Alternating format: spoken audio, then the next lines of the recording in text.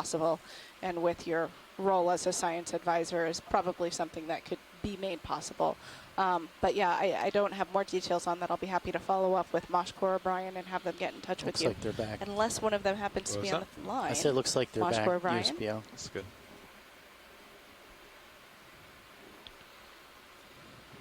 All right, didn't think so, but I'll inquire about that and get back to you, Chris. Should come in for a perfect landing. Great, thanks. Pilot, just checking, is ROV's lights fully on? Seems like it's just a little So bit right darker now we're than at we depth used to of see. 6,000. Yeah. All the lights and are on. Sorry, Play with the swing arms on the bottom. 3,670 meters. So we are And video will also basically take a look just and make sure none are broken. But we'll be on bottom very shortly. getting really, really Should close be to our Closing on target 100 depth. meters. So we are within 10 minutes of approaching our target depth. So we should be seeing the C4 really soon.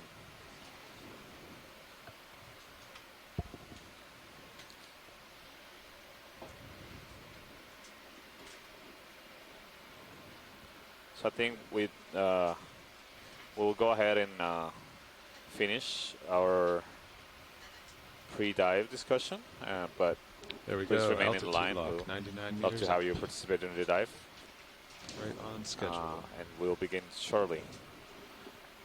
I think we're Nothing gonna on take a zeros quick yet. couple of minute break Okay. before we start the dive here to get settled. So but we'll be back I'll, really soon. once I do get altitude lock, I'll stop at 50 meters over for you, and then you'll come under. Is that what you're thinking? Yeah.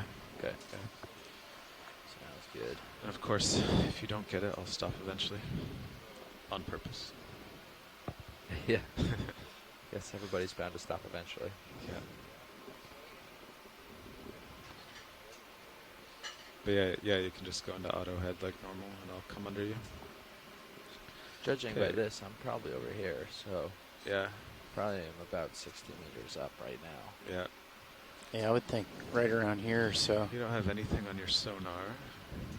75. Oh, there you go, 82. I just saw it for you.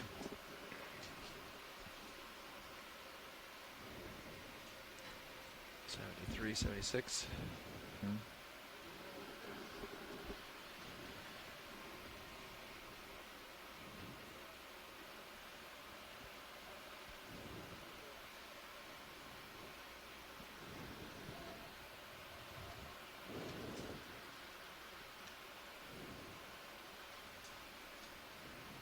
You're at 60? Yep. Okay.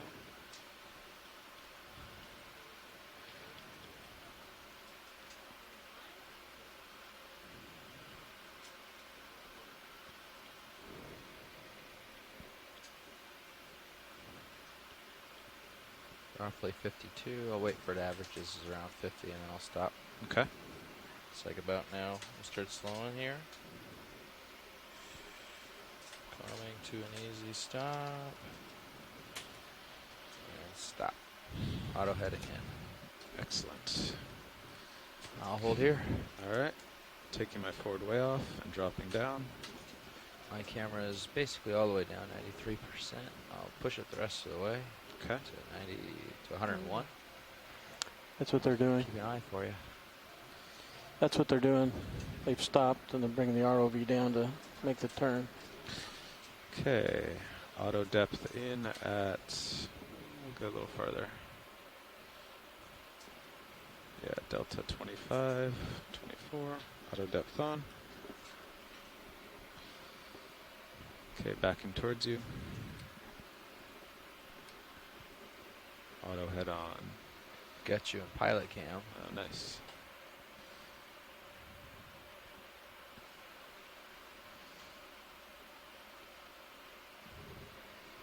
%50 back. Anything in fisheye yet? Oh yeah, there I am in fisheye. Okay, I'm gonna turn.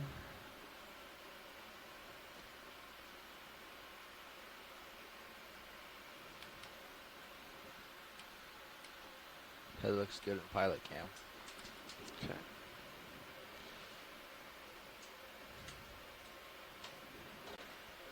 There I am. Seeing some bottom on D2 sonar. Oh, nice. How far away? If you want to line on that, we can head that way. About 40 Okay. meters away for the strong returns.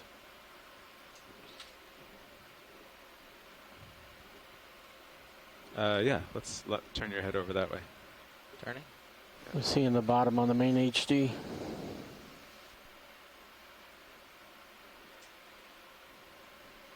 Yep, Lining up got on some bottom. 015. Excellent.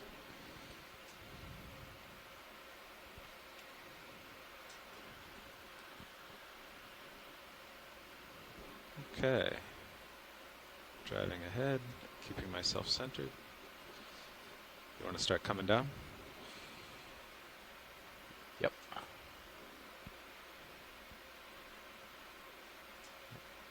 haven't seen the tether yet, but it's still below me on the...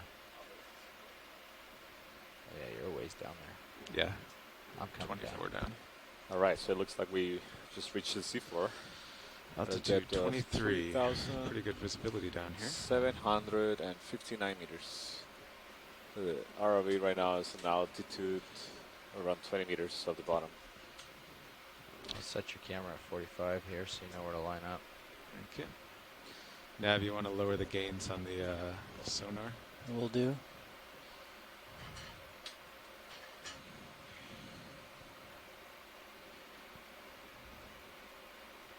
Delta 19.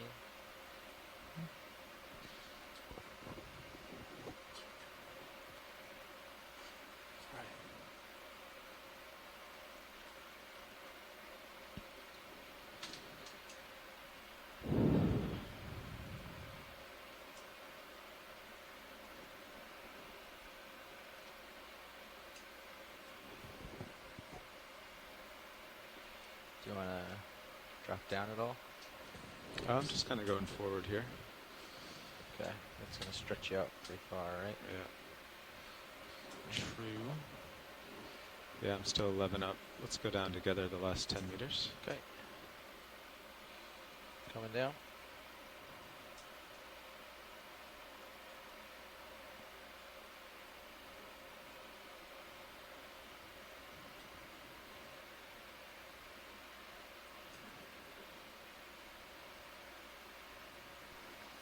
Stock sponge on the left.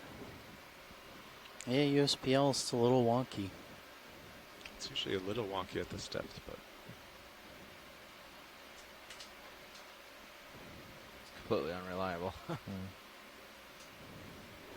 yeah, it's not generally that much. Something's definitely going on.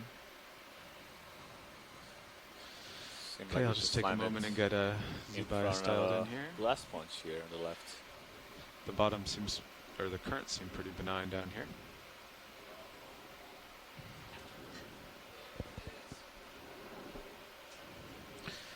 High voltage dropped to 35 and Sirius to 32. Keep an eye on those.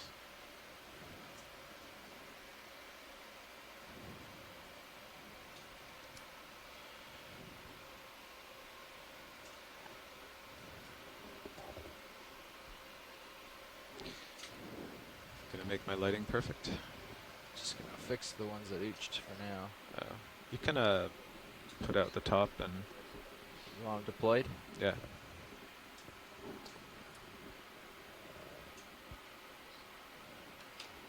Got 2 lasers. That's good.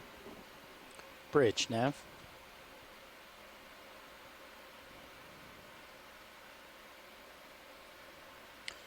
Bridge, be advised the ROV is on the bottom. And we'll maintain that bailout bearing of 180 degrees. Thank you, Bridge.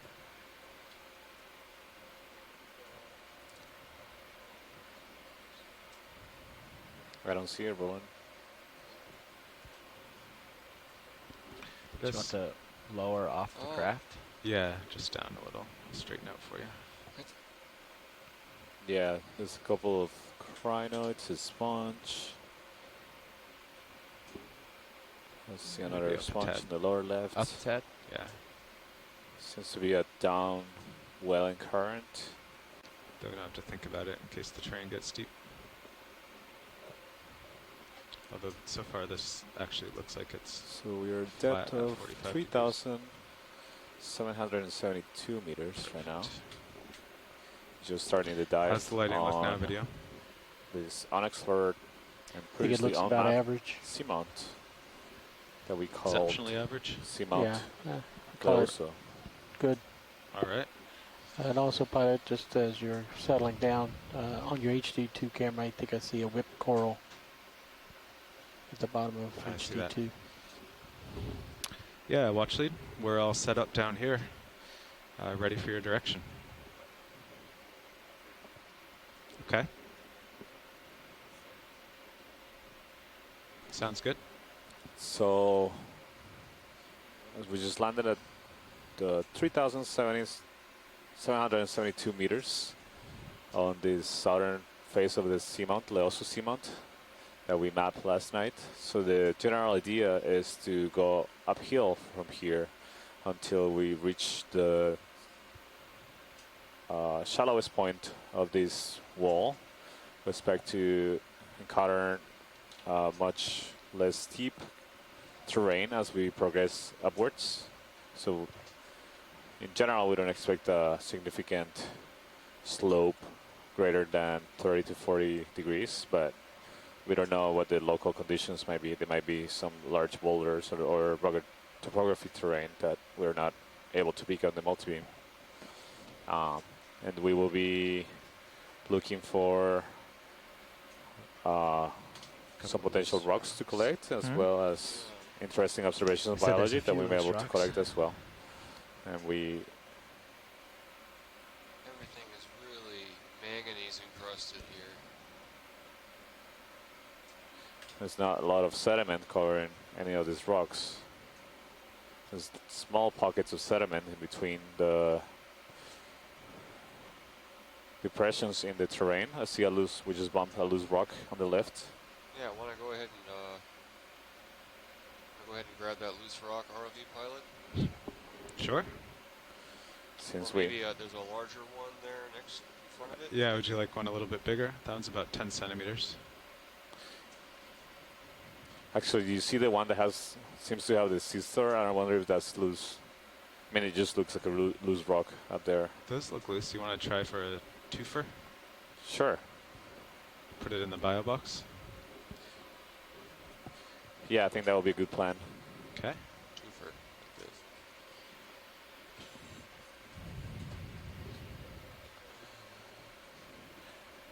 Right, it just seems like a loose rock right there. We'll see. It might not be loose. Is that a Seastar or a swimming crinoid? If we can get a zoom, Yeah. I'm debating little whether, star. I don't think it's a crinoid. Looks Okay. like a Brazinjit. Seems like all the arms are wrapped Yeah. tightly Wrapped down. across the rock. So it may be either a crinoid, a brittle star, or maybe a Brazinjit Systar that resemble crinoids a lot. Your port bio box ready to go. So Thank we should you. take a close look before.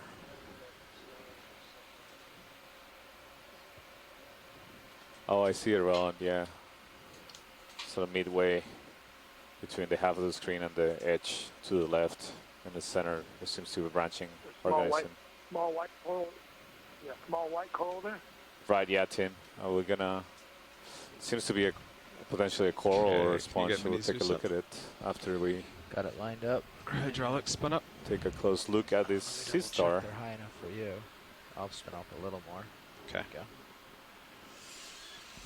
Do you also see these squirrely Okay, trails coming on. that are dark, squiggly lines over the rock? Yeah, I see those. I was wondering the same whether those are tracks of animals crawling along them or Oh, yeah. Video, before we pick it up, let's do a zoom interesting on to the see those. You generally see those in place. on soft sediments if they're of biological origin.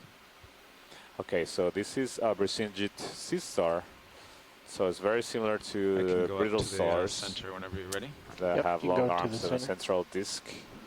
Start But this, in close fact, is focus. more closely related to the Systars Can't that we really see, pan anymore or 'cause I'm set up for the more sample. familiar That's with, pretty the good. typical this is star doable. shape. But the reason why we kind of distinguish them is because you see those projections coming out of the arms. Those are appendages or feet that help them move. So, Copilot, you think we can pick up along the or C4. put out the box all the way? No. So these are all Okay, maybe. in the group and the phylum I'll go Echinodermata, slow and closely related see how to close it the gets. sea Okay. lilies and the sea feathers, tilt the down. rhinos we've seen Tilting down. in abundance throughout the last couple of dives, not as sure well what as the your toe urchins holds like, and but sea cucumbers that are you common thrust in down deep sea. more, it tilts you up. It allows more box opening space. Yeah, and then if it bumps you. A little. Okay, whenever you're happy, video. Give it a few more seconds. Okay. I believe this is the first And Brazinjit Systar we've seen in this pulling cruise. out. All right, thank you. I don't recall seeing a specimen of this Once I group get the arm in the close, previous I'll dive. go So back in a little. seems like it has a pretty good size. So you see the length of those lasers, that's 10 centimeters. Craft coming on. So each arm seems to be about 15 centimeters, so 5 inches long. So it could have a diameter from arm to arm, so the tip of one arm to the other. The greatest will distance you, between them being tilt about the mini Zeus down a touch. 30 centimeters, about a foot long. Right now we're getting ready to take a look at whether or not this rock, where this Brazinjit is settled on. Very interesting sampling Thank you, loose video. pieces of rock that could be potentially gonna try to basalt pick it that up so we I use don't for bump the- geological bump it identification a and little. aging of the I'll be seamount. gentle.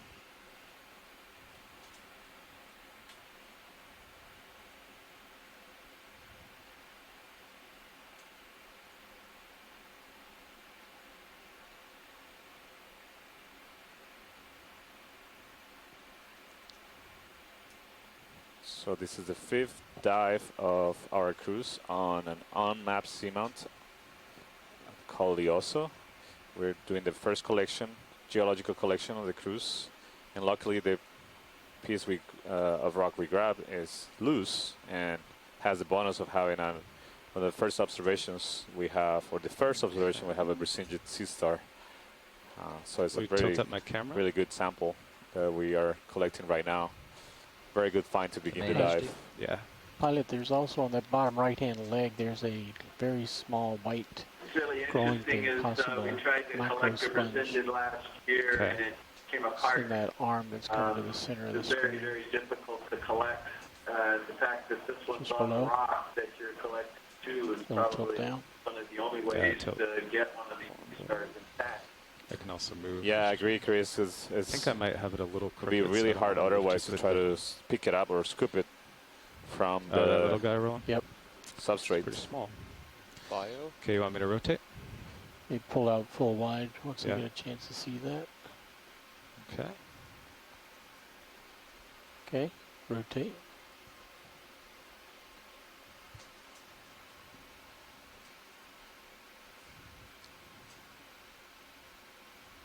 Keep going. Okay. So what are these little objects that are fluttering on the surface of this? Is that biological? Just continue on. Likely, yeah. I don't identify them as anything recognizable, but usually you see these layers of finish the organic turn. matter that can be floating around. we're They ready might be to start. remnants of other organisms or Okay. pieces of mucus secretions from Go animals. full wide video. Or to use Chris Kelly's favorite word, it could be just crud. Full wide. Crud. I think that was one that was used in just a couple. Yeah, Okay, crud. Copilot, how's the Crud. box Scientific situation? term. Looks like Yeah.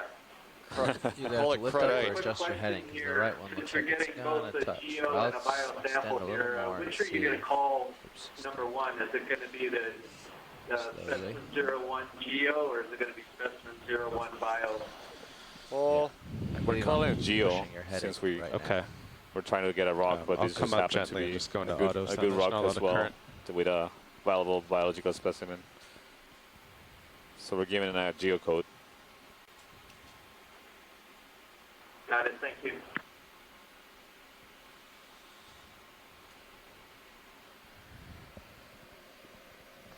And I think once Sea you star stow does this, not they wanna want to let go look at of the that rock. coral.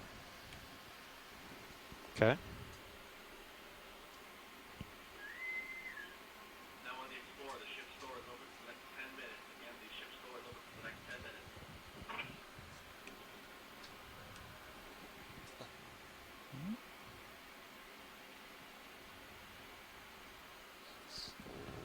You get a screenshot of this? Okay, let's see how that holds. 2 meters up. So we All are right, getting can you follow me a comments bit on in the serious, just in chat case from I scientists on drift shore more? that Yeah.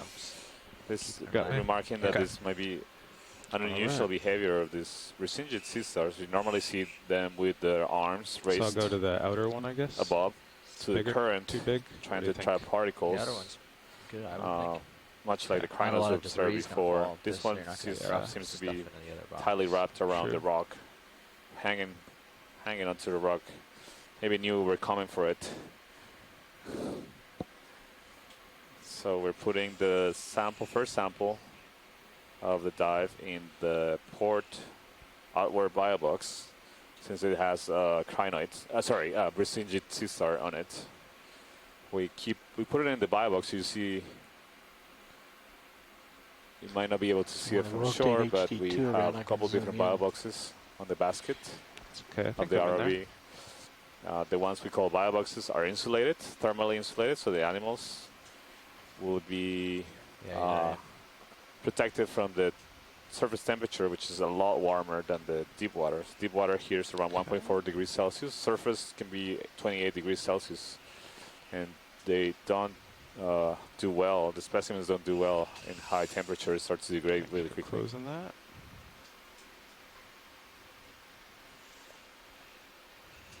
All right, It's a very nice sample, Yeah. pilots. What we saw right next to where we collected the rock with the Systar, they seem to My be a autos little are not working at all. You didn't put an auto heading. A so little we're coral. scraping all over the place. Thank you. I don't see it right now. It was very small. Okay. Watch lead, Nav. Go ahead, Nav. Are we Thanks, calling that a co-pilot. bio or a geo sample? We call it a geo. Copy. Thank Just you. checking here. There we go.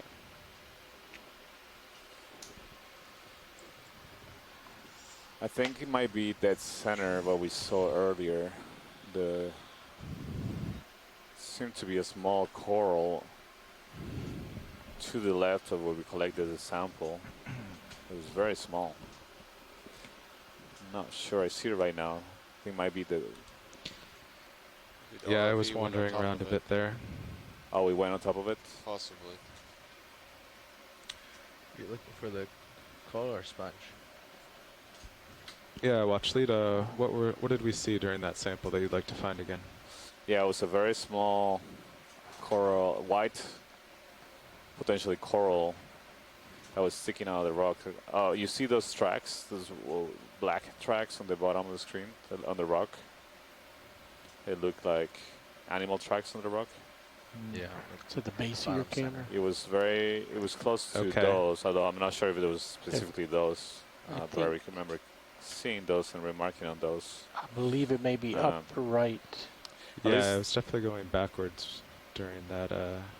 If you Yeah. tilt your Showing. camera up, we might be able to identify it. Yeah, I don't see it right now, but regardless, it will be interesting to take a closer look at I those think it's up there. black lines on the rocks Authority for what they track might or be. something. I think we it's got a coming chance. center of your lasers a little bit still right, Okay. and towards the upper corner of your view. The bottom is fairly homogeneous. It's hard to pick out a. Yeah. Well, they were trying to see Now the strike streaks on forward. the left of the screen that you just walked away from. It's now in the left corner of your screen, about 1/3 the way over, upper left. And now it's immediately above your lasers, Okay. Towards Do you want to top of the go in screen. video? top of the screen. This was a very small white coral. Co-pilot Nav. Go ahead, Nav. Hey, be advised, I changed the range on your sonar Maybe from dust 80 to I'm looking 50. at. Thanks. Yeah, pilot, I don't see what we're looking for here. Oh, I Okay. see those tracks. Maybe if you can zoom in, You could you probably see bump those him to 30. wiggly black as well. lines on top of the rocks. Yeah, I see those. Yeah, maybe we Copy. can take a closer look at those because those are pretty unusual. Sure. Oh, I see the sponge now that we first saw coming down, so we're close. You see it on the series or on the... Video, I'm just going to slowly come down to these. Okay.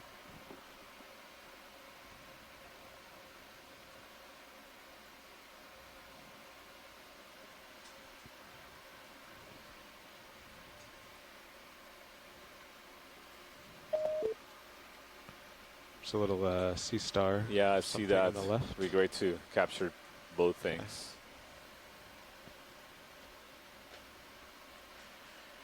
There's some stick left edge So of this the is screen. very small. This looks more like a off-road, so a brittle star on Maybe the we can left. get that rock that's attached to the Systar.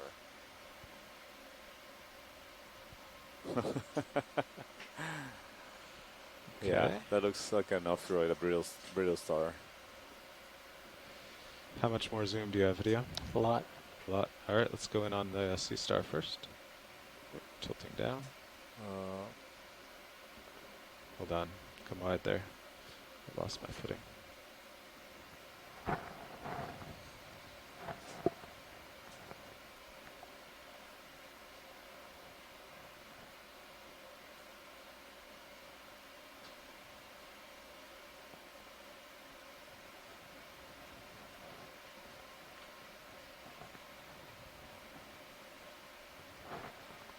Maybe this is a good time to Okay. introduce ourselves again. There we So go. this All is right, now you can go Santiago in video. Herrera from Lehigh University, and I'm On the left. onboard science lead.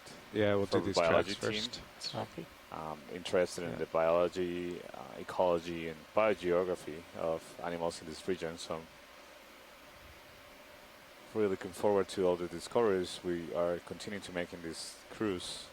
So you see here the black tracks. I don't really identify them as anything like a structure, but they seem like being just like cleaned rocks. So something maybe have gone by and clean up the rock. Maybe sea cucumber or another animal similar to that. That's like the sediment has been scoured off the Okay, rock. Video, when you're Yeah. done the shot, come Locally. out partial and Yeah. we'll move over. So boys are here. That's good. There's Matt Jackson. Matt Jackson here from UC Santa Barbara. I'm the onboard geology lead for the science team. And I'm interested in the geology and geochemistry of the Okay, Video, you can Samoan go in on the hotspot scan. region and oceanic hotspot volcanoes in general. And I'm also very happy to be participating in this expedition. It's my Maximum. first Okay. on-board ROV Sorry, I'm expedition. wandering here. I've been to sea before, but I've never You come out, collected partial. rocks Just get him. using an ROV before.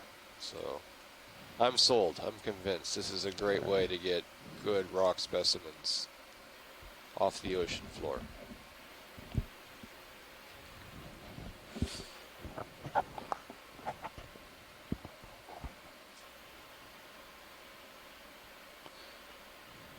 All right, come wide, Video. So I see several of those sea stars. They're very small, very, very small. So I didn't get Hard to you a stable distinguish, shot but if there. you I'm just rolling look around on closer, the you pebbles. see them that are Not very good. in several different places in this area. Pilot, I think we saw a sponge, Yes. stock sponge, as we land. There it is. So it'd be good one to take a look at. And whenever you guys feel comfortable, it'll be nice to get so? you guys to introduce yourselves to. Oh, well, we're just trying to. Yeah, we can for now. Right. We actually try to keep it set in one spot so the pilot knows where he wanders within the view. So, generally. But for now, we can set it there.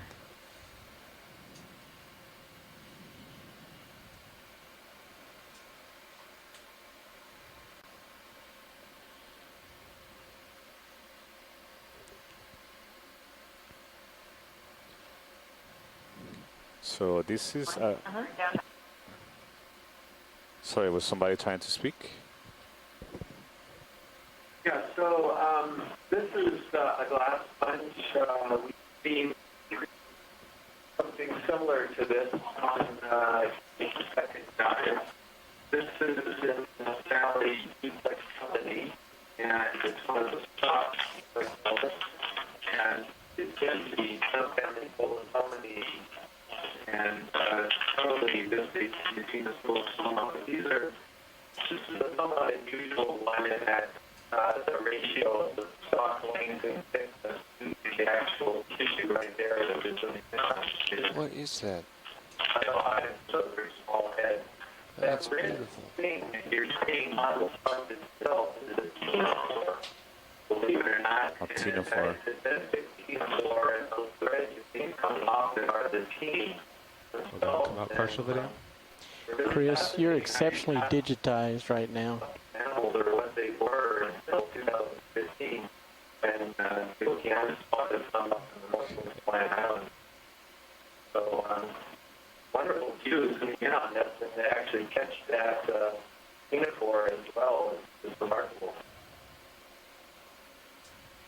Thank you, Chris. I I think you can go in on this creature.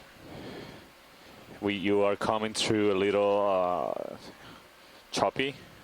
We could hear some of the words you were saying. Co-pilot, want to move that? I'm not sure maybe we port got swing everything, arm but you out were or remarking down? that this is a Port glass lower? sponge, Doing very as we similar to speak. the ones we saw a couple of dives ago. In deep parts of the Rosa Atoll, and the red thing that you see sticking out from Sorry, it come out is partial video. tenophore, a benthic tenophore. So a comb jelly, those are the common name for tenophores. Normally Okay. see them floating in the water column, planktonic organisms, but there's few species that are benthic sessile. They attach themselves to a substrate. So that's what we're seeing. Yeah, and I have confirmations from other people on shore that Chris, you're coming through very choppy. So we'll keep trying to see how the communication improves. If not, maybe we can relay with your comments from the chat to the video. That might be a way to do that if the communication doesn't improve. Yeah, I'm trying a different speaker from our telecom unit here in the ECC. That's much does that better. make a difference? Is Much it better. a little clearer now? Yeah, that sounds It is much better, but I Clear do now. still hear it digitized. Maybe can we have one other person from another ECC talk so we can just confirm it's not the line coming to the OKEX? Okay. Video, if you want to get one more shot of the whole top I just set down here. This is Tara Harmer-Luke from camera. Stockton University. Yeah, you We can wanna hear Chris get the just tilt for fine. me? Thank you, Coming Tara. up a You little. sound exceptionally clear on the ship. Thank you. Holding. That's good. It's your camera now. Thank you.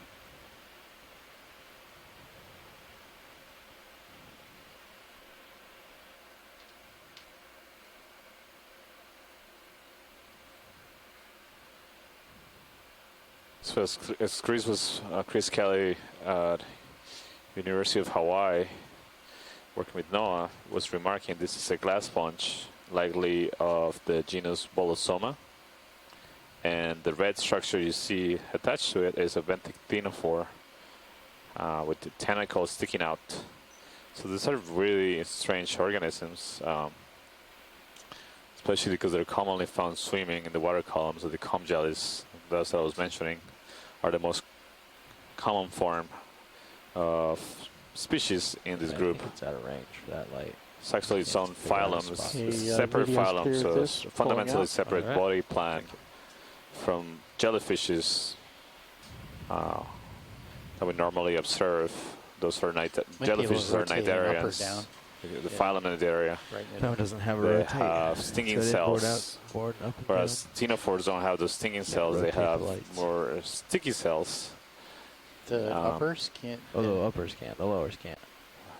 The uppers rotate and swing in. I although was they're adjusting both- a lower. Generally gelatinous organisms that float in the water column.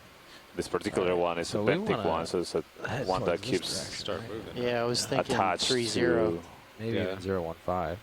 Say again? substrate on the, Maybe either even the C4 or 015 or on our 010. I'll organisms start like heading this that way. sponge. Because I'm looking at the big thing here. Trying to get that centered up. That's like maybe Oh, even I'll gotcha. just throw out Yeah, something 015 that sounds good to me. I Let's was see told here, by hold on. a number of people who Now, let's specialize get in lined up these to make sure animals. One of the features you look for on these ctenophores, if we see another one as we're going up Actually slow, calculated. is whether or not those long threads or those teeny have side filaments coming out of them. If they do, then that helps you I'd say due north. get closer to what the Yeah. identification call that should in. be. It'll take a while to get the move So going. that'll be So something. due north I then? forgot to look on Yeah. that one, Yeah. but I'll What do see you it in think the of video 3-0 later meter on. move? But anyway, I could just do thought I'd 4-0. note that Yeah, I for see. everybody. Until That's one of the ways you or a can bunch of tell them apart, and I didn't know continuous. that until about a year ago either. flat. Okay, that's great. 40 We'll keep meters an eye due out north. for that, Chris. 0.2 knots. Try to identify them.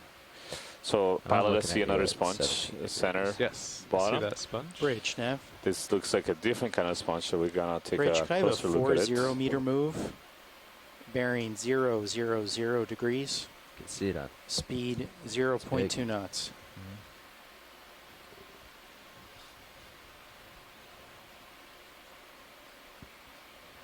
Good copy, Bridge. Thank you.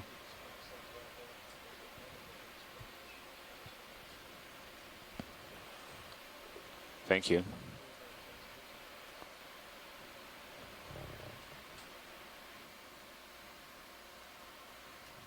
Thank you, video. Okay, video, you can go to the whole creature to get the lasers on it.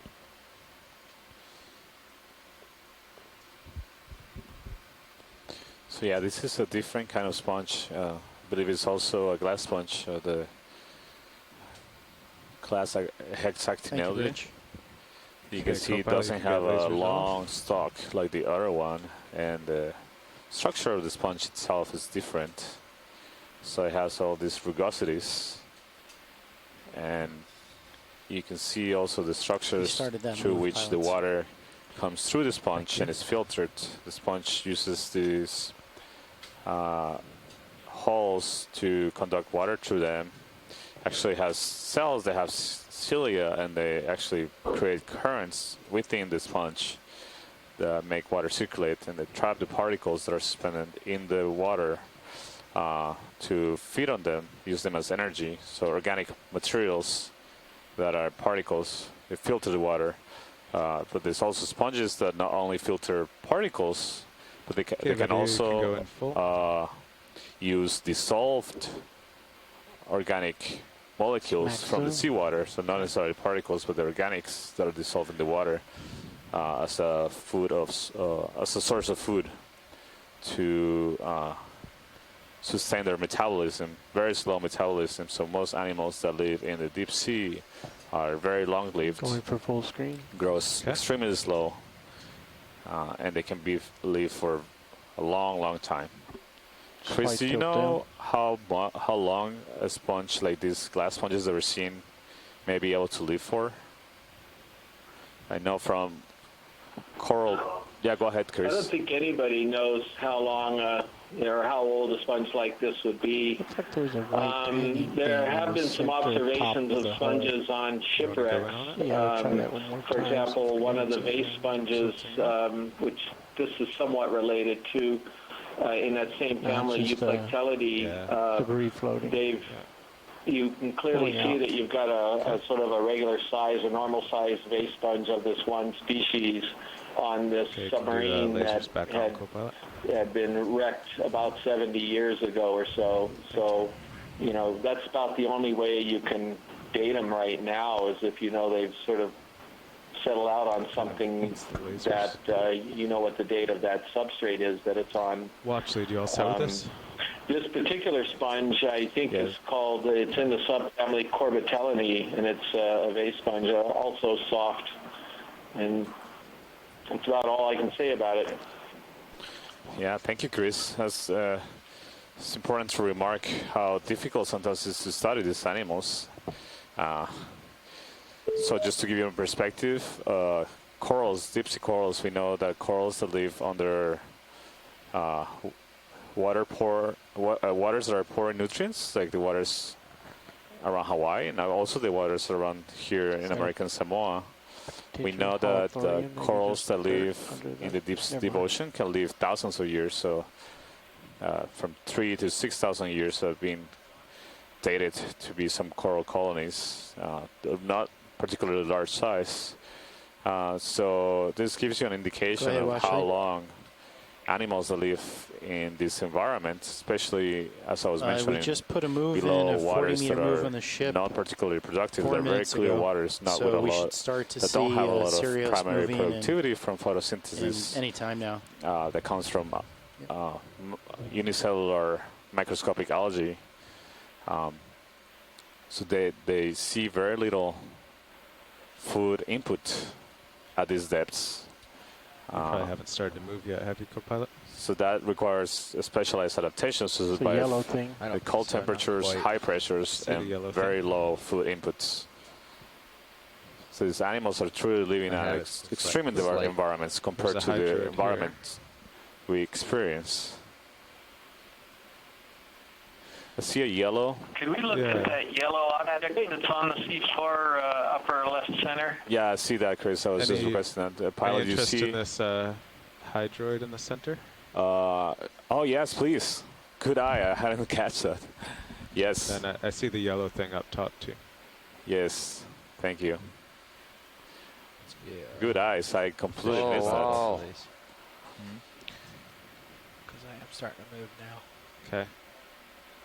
So tell us about this, Santiago. What are we looking at here? Okay, video. Yes, so we actually 2 days ago on our deep dive in Rosa Atoll, a similar depth, well, it's actually a little bit of something close to 1,000 meters shallower. We observed a similar specimen of this kind of hydroids. So these are hydroids, very much like jellyfishes. So you can imagine this being a jellyfish that is basically upside down, growing on a stalk, and it's attached to the seafloor. We can center So the it's a single head itself, individual, or maybe lead it. and you see all those projections are tentacles. So those tentacles have stinging cells. We call them co-pilot, will you take my camera? It's cnidocytes. Those are characteristic of the phylum Cnidaria, to which corals also belong to, and they use those cells to you can just follow kill potential prey that may be or may get into contact with the tentacles. They can also use them to capture particles from the water column. Video come out a bit more partial. It appears to just be come out moving passively in the local currents.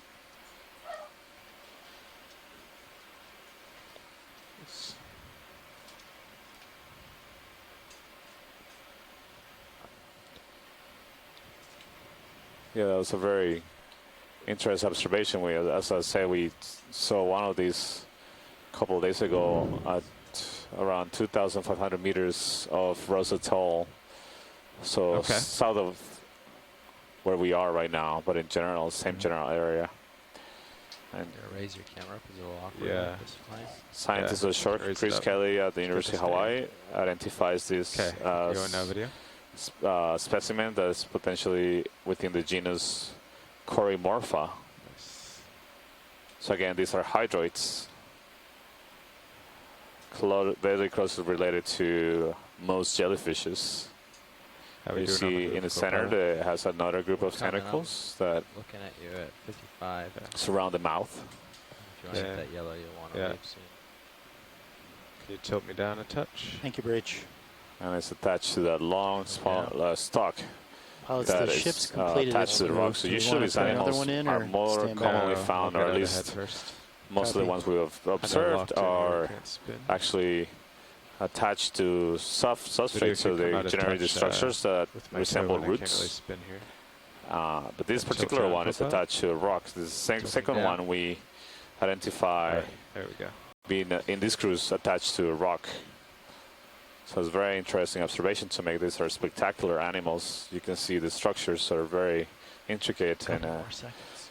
Okay, I'll move on to unusual, yellow. very alien-looking life forms that we find in the Give deep my sea. camera back. It's yours. Resemble closest things that we can compare them to in land are plants, but of course these are not plants, these are animals. Cool So shot. we don't see any plants at these depths. All the life that we see that is of significant size are animals. Okay, whenever you're done video. Let's go for one last full screen. Okay. So these Then we'll just animals take have a a very quick look soft at the, bodies, yellow just one. like jellyfishes. So they're actually 70 degrees. extremely hard to collect. Okay. If you try to collect this with the Okay, ROV video arm, clear. Just you a will few more seconds here. squeeze Okay. it and destroy most of his body. Okay. Okay, go what? Tilting up.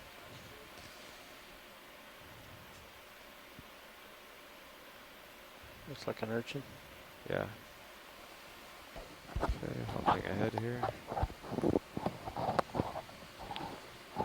Now we are moving a little bit further, trying to image this yellow round object that seems to be just from the distance maybe a urchin. We'll go take a closer Okay, look video, before go we in. can identify it. So yeah, this is an urchin, sea urchin, a echinoderm. You see other echinoderms, brittle stars We only have in about this area. 20 seconds We here. imaged one earlier. It seems to be quite abundant here, very small. But this one is an urchin, also an echinoderm, a different group. Okay. You tell me when. Can This lift is off and a I'll zoom new out. observation for Okay, this ready? cruise. Yep. Lifting We off. haven't seen this kind of urchins before. We've seen urchins of different colorations, but this particular yellow is likely or it is a species we hadn't observed before in this cruise. Perhaps grab that large rock in front of us, if that's okay, Santiago? Sure, which one are you talking about? Oh, we're going right over right now. The one with the Systar? Just past a rock. RV pilot, can we do a sampling here? No, the ship just moved 40 meters, so we're going to run ahead, and then we'll be able to do one about 10 meters ahead from here. Or we can back up the ship Roger. if there's none others. No need to back up the ship. Yeah, it looks like there's lots How of these much- rocks. How much more are we going to move forward before we can So- settle down? About 20 meters. Okay, thank you. Yeah, So we are so the ship stopped a few minutes ago. following Okay. our climb or our ascent along this wall on the southern slope of the Seamount that we named or we're referring to as Leoso Seamount. We see coming up the screen another one of those stock sponges. We observed one that was similar, identified as belonging to the genus Bolosoma. We're gonna get a closer look to I think see I if can, it's safe to stop here, or should I move on? You might Oh, like maybe pilot push also up see some of something on those and the grab upper one. left. Yeah. Looks like maybe another Yeah, sponge. you got time. Yeah, maybe keep moving forward. You think you're still moving, co-pilot? Not much. 'Cause your D2's pretty far out ahead. Watch, need any interest in this stock sponge? Yeah, That's but I what would I'm like saying, to it's got a take a closer couple look of at the spots one that right is in the in southern left right now. Okay. I don't think we might be similar to the other one. Video, let's just try a floating zoom here. Try to keep her centered. Copy that. I think he's after the one at the bottom of your screen. Oh, really? Just went off. Well, let's do a quick on this guy, and then I'll go down. Okay, hold there. Yeah, so this looks very similar to the other one we just observed. That the other coral. Yeah, I see there's a crinoid down the stock. It's a very small crinoid. Again, the scale of those lasers, the distance between those lasers is 10 centimeters, so about 3 inches. Okay, go wide video. You see the sponge is of significant size. It's sticking out of the seafloor a couple of feet high. There's another one on the left. So do you have interest in this small sponge? Yes, pilot. Yeah, let's focus on this small sponge that is in the center of the screen.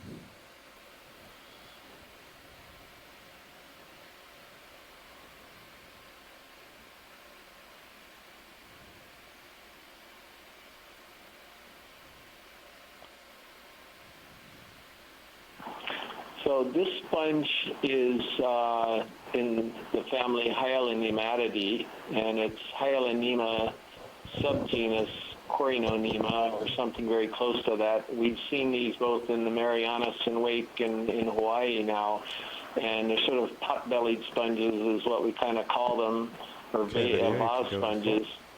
You can see the attachment is all filamentous. That's that brown stuff down below, which eliminates a lot of possibilities for the sponge, and it has such a unique shape. Co-pilot, This sort of bowl with the opening on top that I'm fairly comfortable for the next move, I was thinking going maybe to 10. To that Hyalinema, the genus Hyalinema, Hyalinema, excuse me. Thank you, Chris. So this will be a third kind of sponge that we have observed, just as we got to the seafloor. Bathy, it's kind of something like that. So it seems to be like sponges are head east. So far, some of the dominant species in this area, at least for the suspension feeders want to make a collection that we have seen so far on this slope. This has been a relatively flat area, Santiago. So maybe as we approach the crest of this volcanic structure, we'll see greater diversity of species. Yeah, it is possible, definitely. We've only taken a look at a couple meters since we landed, but already seen good abundance of co-pilot, I'm gonna get ahead and pass off. So brittle stars on the rocks. Also seen a couple of Brazinjit Systars. We collected one of those that was you came and attached drove under me. You were stretched to out a for rock. a while there, and then you came under this way. Yellow crinoid and your altitude's also urchin. 5, so came under me and rose up. We also saw a pretty interesting pushing up sessile ctenophore just a little attached to one of the sponges.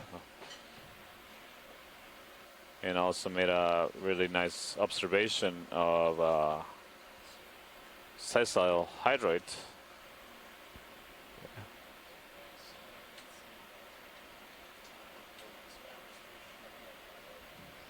All right, I see them. We'll nudge a few and see what we can find.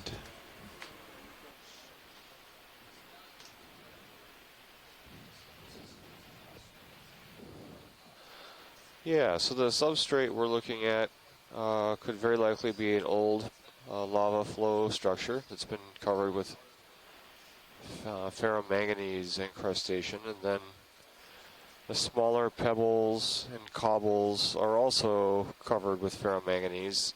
It's hard to tell what's inside of these. They could be bits of sediment or shells or corals, but they could also be basalts. So I'd like to look for larger examples. They tend to frequently have basalt in the interior, at least based on rocks that we've based on experience dredging rocks from seamounts in this region.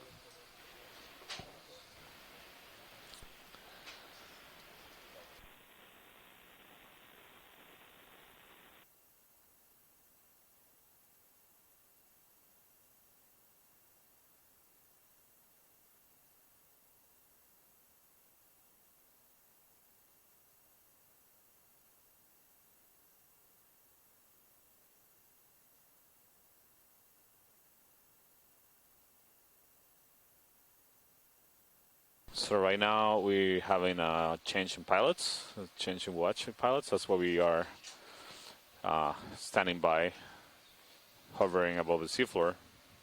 We'll be continuing our observations within a minute or so.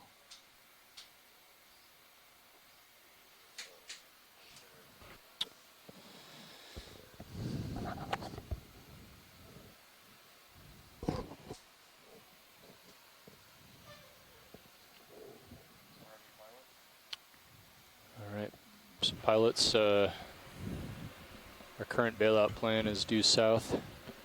Still looks good. I'm going to confirm with the bridge. Yeah, go ahead, watch lead.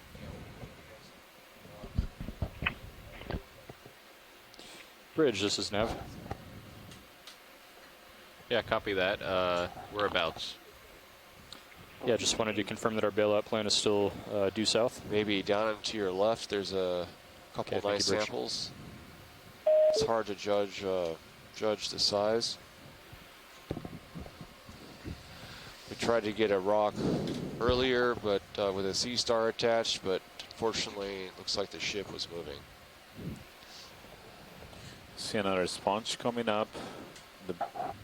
Just to the right of that sponge, so we can zoom in on the sponge and see if any of these rocks are loose. Yeah, copy that. Hey, Don, can you fire up my hydraulics for me? Roger that. Well, it looks like he's already got them up. Okay. Oops. All right, come on in, video. Okay.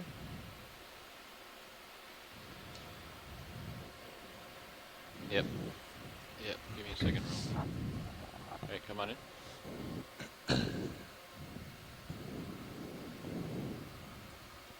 So this is another glass sponge. I believe is similar to the one we observed earlier. It could be the Corbitelline sponge, but I'll let Chris Kelly correct me if I'm wrong. Nope, that's my guess also, Santiago. Great. I'm learning fast.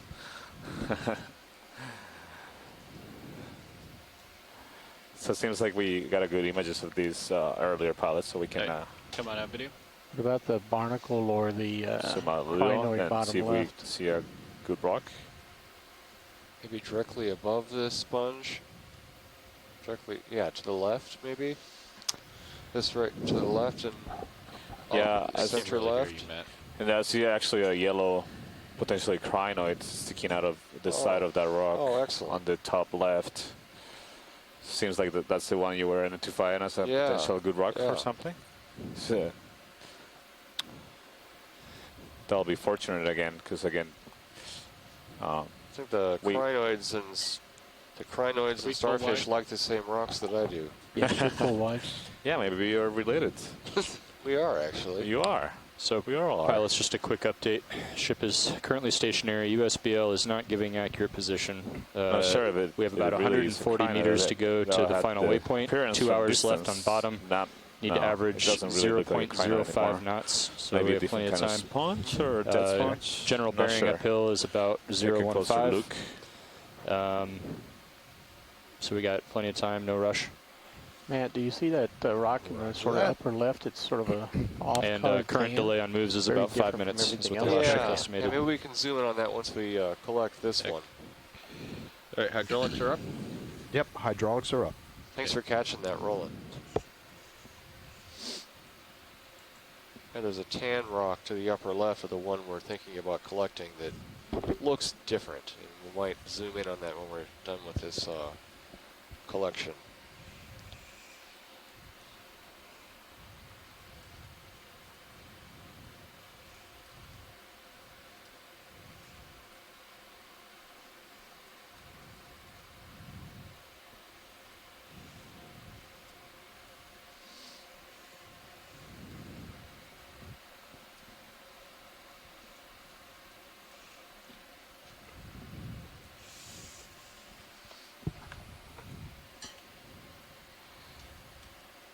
Is that big enough for you, Matt? It's probably going to be the starboard rock box. Starboard rock box. All right, we can zoom in on this rock. It looks like it's about 12 centimeters wide.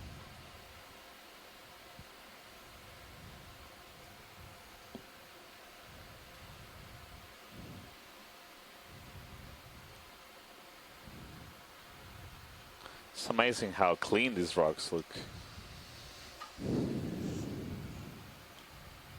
They've had very, very little sedimentation on them.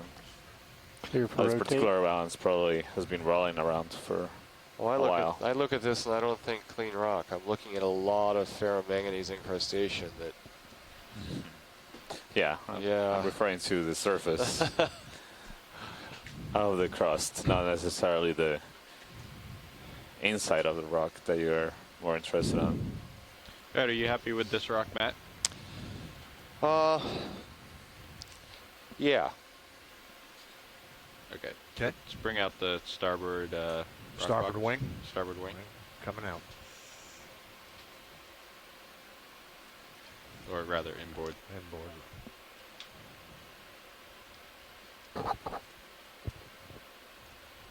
Science, do you care about the dead bio that's on this?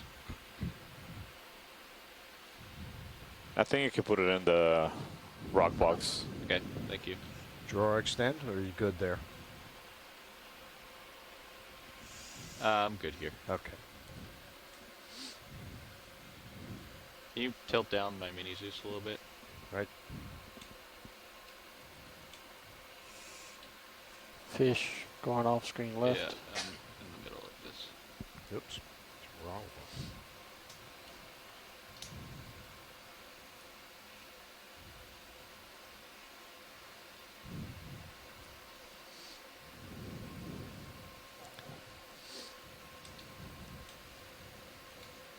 Okay.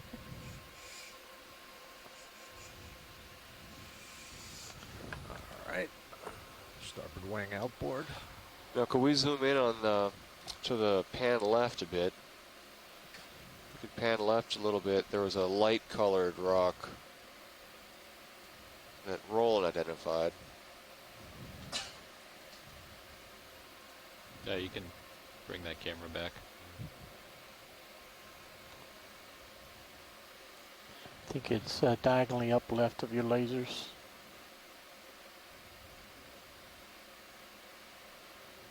A little bit more left. It's coming just to Yeah, the... I see it. Okay.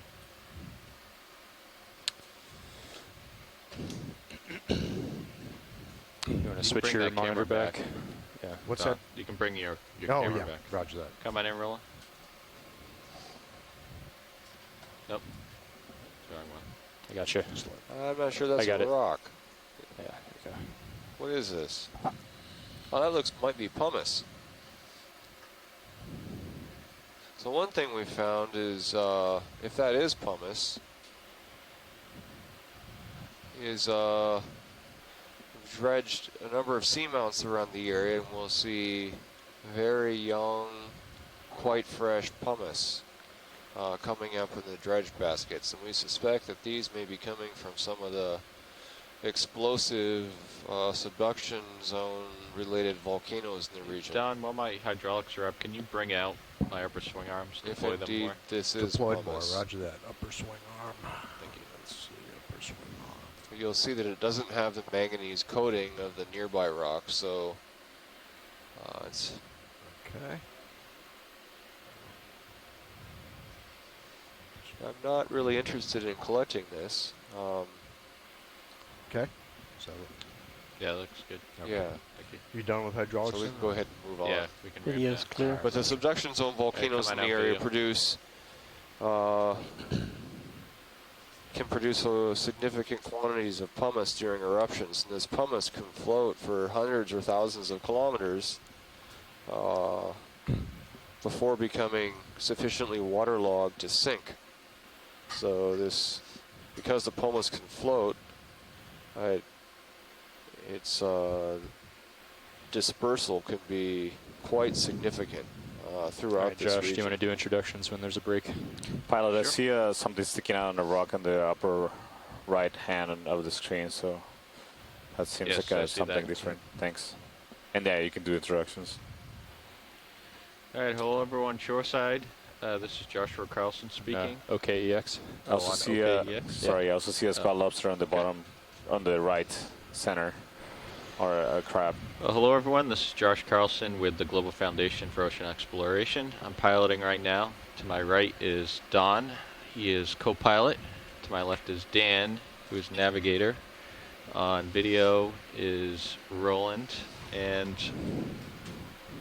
Art was clipping, he just stepped out of the room. And we're all part of the Global Foundation for Ocean Exploration, or GFOE. You see what I'm talking about on the bottom left? Bottom left. Sorry, bottom right. Bottom right. Squat lobster. Right center. Oh, there it is. I see it. Yep. Come on in video. There we go.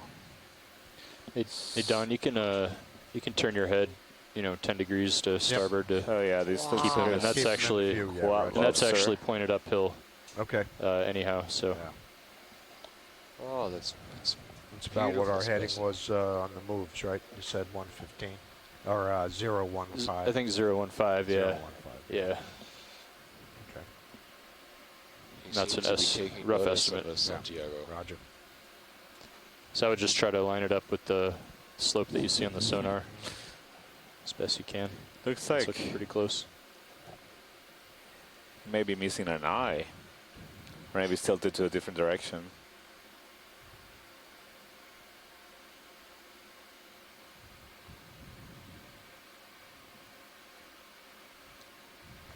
That's a partial.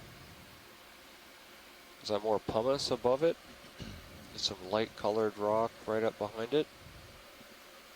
Yeah, it seems like it similar or the same kind that we observed just now. Huh. Yeah, this is a very nice squat lobster. Hasn't molten his shell in a while. See, it's all dirty.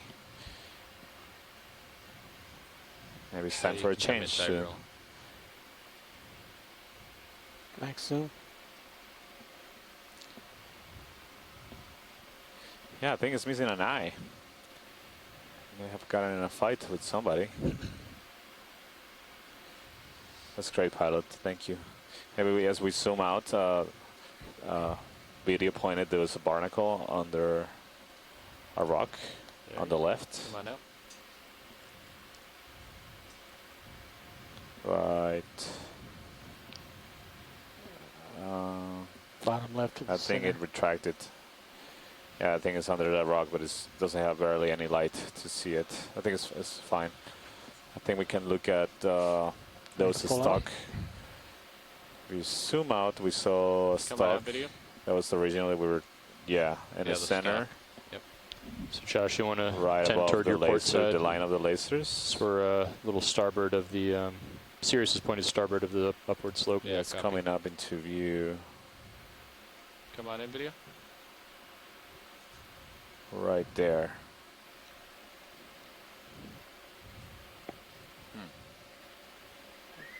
So this seems like it's a stalk of a sponge.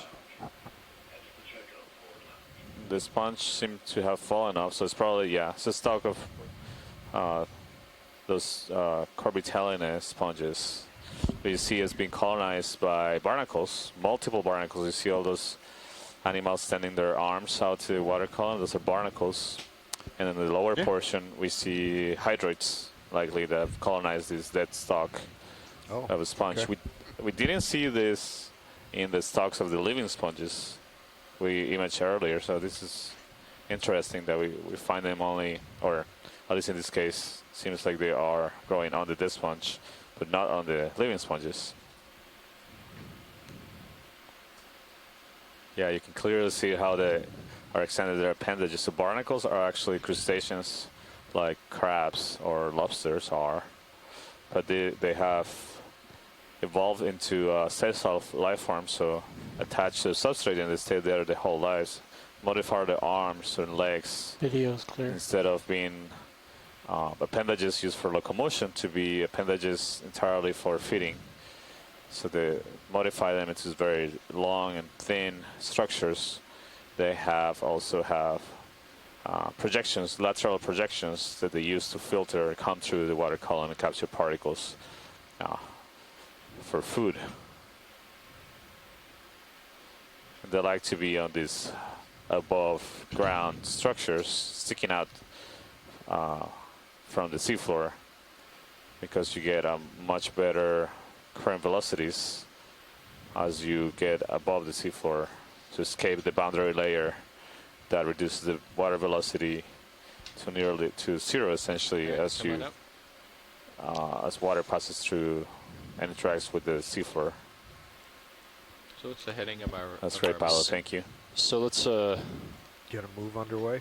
Well, I'm going to center up on... You should center up on 020, so continuing laterally. He'll line up with you there.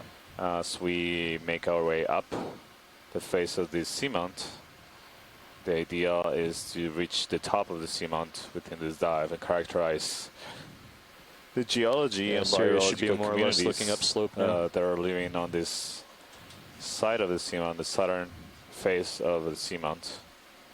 Leoso Seamount that we've been referring to as. Doesn't have an official name yet, but we came up with a name for this dive to have something to refer to. Which direction? Coming down at us, I think. Okay. Do you want to get a move underway? Well, I can extend out. Okay. So coming into view, it's only about a 5-minute delay. See on the left another Brazinjit Systar on the underside of a rock.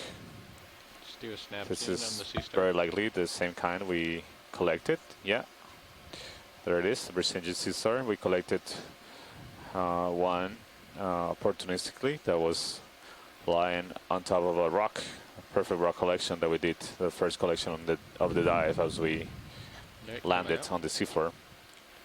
So can you comment on their ability to locomote, to move around?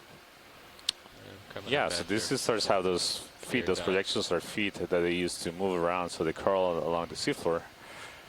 So definitely motile, they're not static in the same place, although they do spend a significant amount of time in a single spot, we believe. We usually don't see them move too much. Thank you. So we're passing again another sponge, another stock sponge. Look like the Corbitelline that we've seen so far. So that I think what it is it's a dead stock that's been colonized by probably a pteronomid sponge of Polyopogon. Yeah, well, actually, this is Nav. We've got about an hour and 45 minutes left on bottom, and we've got about 130 meters to go. Sure. We only have to average 0.05 knots to get there, so we've got plenty of time. Thanks, yeah. It looked unusual, but I thought it might be related to it. So that's definitely a possibility. There's a different kind of sponge growing on a dead sponge. Oh, so pilot dead center. I see a Systar. Yeah, coming in this on him. Seems to be one of those cookie stars that come on in, video. Just do a partial. Our colleague Chris Mann, Josh, I'm thinking the of Smithsonian, was really interested on. In fact, a couple of days if ago, you'd like, we could just do a short. A similar. That's fine. You can put a move in. Specimen is a new species. All right, let's do 30 meters. Didn't have the chance to collect. At 0.1. Sure. All right. Come on in, video. Down to 0.015. Sound good to you? Yep. So I'm looking at the images we have from last dive, and actually this one looks different from the one we observed a couple of dives ago. This one you can see. Yeah, Bridge, we'd like a move of 30 meters bearing 0.15 at 0.1 knots. The edge points, so the star have raised ridges from the center. The one we observed and Rosa Atoll didn't have those ridges. It was more planar. So this is something different. Come on in, video.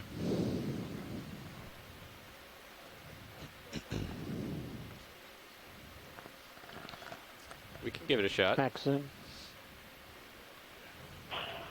Yeah, so I think this is similar enough, though. You see all those little hair-like projections on the scales around the edge. That's something that Chris was focusing on. I don't know if he's going to call in today. Yeah, but, would that be a difficult collection effort right there to try to grab that guy? I just don't have a sense of how long it would take to stop the ship. Yeah, Chris, Bridge I was nav. just consulting the pilots, and it seems like it's Keeping on your toes today. Can you please bring the ship to an easy stop here? A lot of interest from Chris to collect this I'll start ramping up your kind of animals, hydraulics here. Potentially new species. So I think if other people in the line agree, I think this will be a great collection for this dive.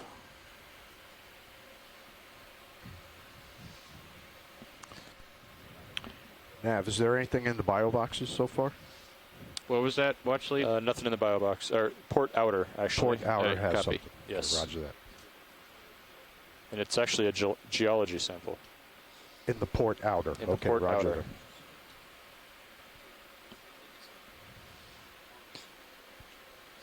Hey, watch lead, is there that sample in the port outer bio box? Is there anything in there that's going to swim away? Mini Zeus up, please.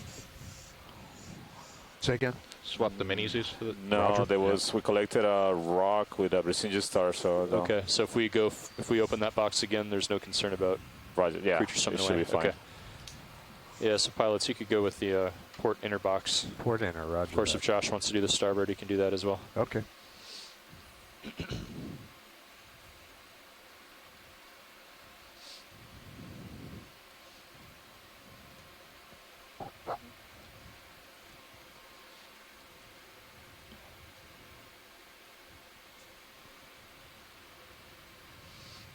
Yeah, before this morning, this seamount had never been mapped.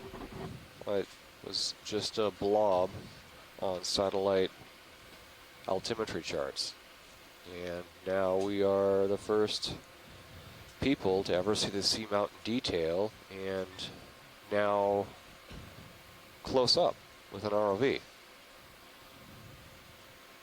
Yeah, it's really amazing, you know, the speed at which we can move from identifying potential targets on the Can we come seafloor out a little bit to on generating a decent map that allows us to dive, Come inboard, I mean. to collect Inboard on images the and specimens from the starboard seafloor. wing. Okay. With input from scientists around the world connected. Yeah, that's good. Watching these dives in real time and also communicating with us constantly via email and audio feed and a chat room and many different tools we use to make this Want some more light in there? exploration should be okay. of Seamount around Samoa. In fact, the communication method with the expert on this group that has been participating in most of the dives is being mainly through Twitter, actually. Okay, roger that. He's an avid Twitter user and makes great observations and identifications using that platform. So it's amazing to see all the technological tools that are at our disposal that we can take advantage out in this ship, in the Okeanos Explorer. Let's come in a little bit on discoveries. Yeah, hold that. Out the seafloor and adjust our plans constantly with the best available information that we can get.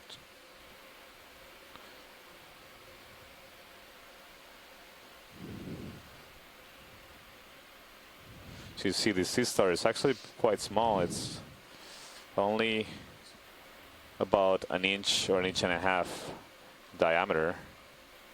You see that from the scale of the lasers. And again, our expert taxonomist in shore, the Smithsonian, Chris Ma, identify a similar individual with of these cookie stars as a very likely new species. So we are looking into collecting this specimen. Come out. As there's also Full a wide. good chance that it will represent a new species, or at least a new Tilt record. down on my Zeus, please. Very likely, if not something that we can say absolutely new record, since as Matt was pointing out, until this morning, this seamount appeared just to be a blob in the best maps that we had of the region. So this is going to go in the port box, if Port possible. box. Yep. Port bio. Inboard if you can. Yeah. So those pins need to be ready. Yeah, they are. All right. Thank you. Roger that.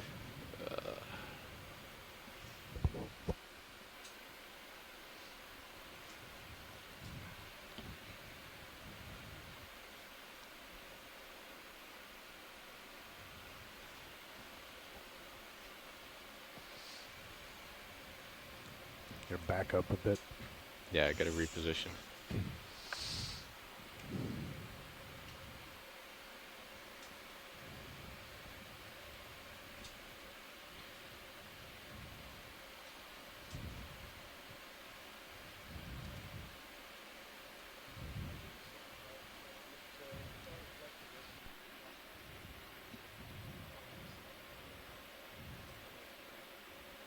Oh, can you give me back my Zeus control? Roger.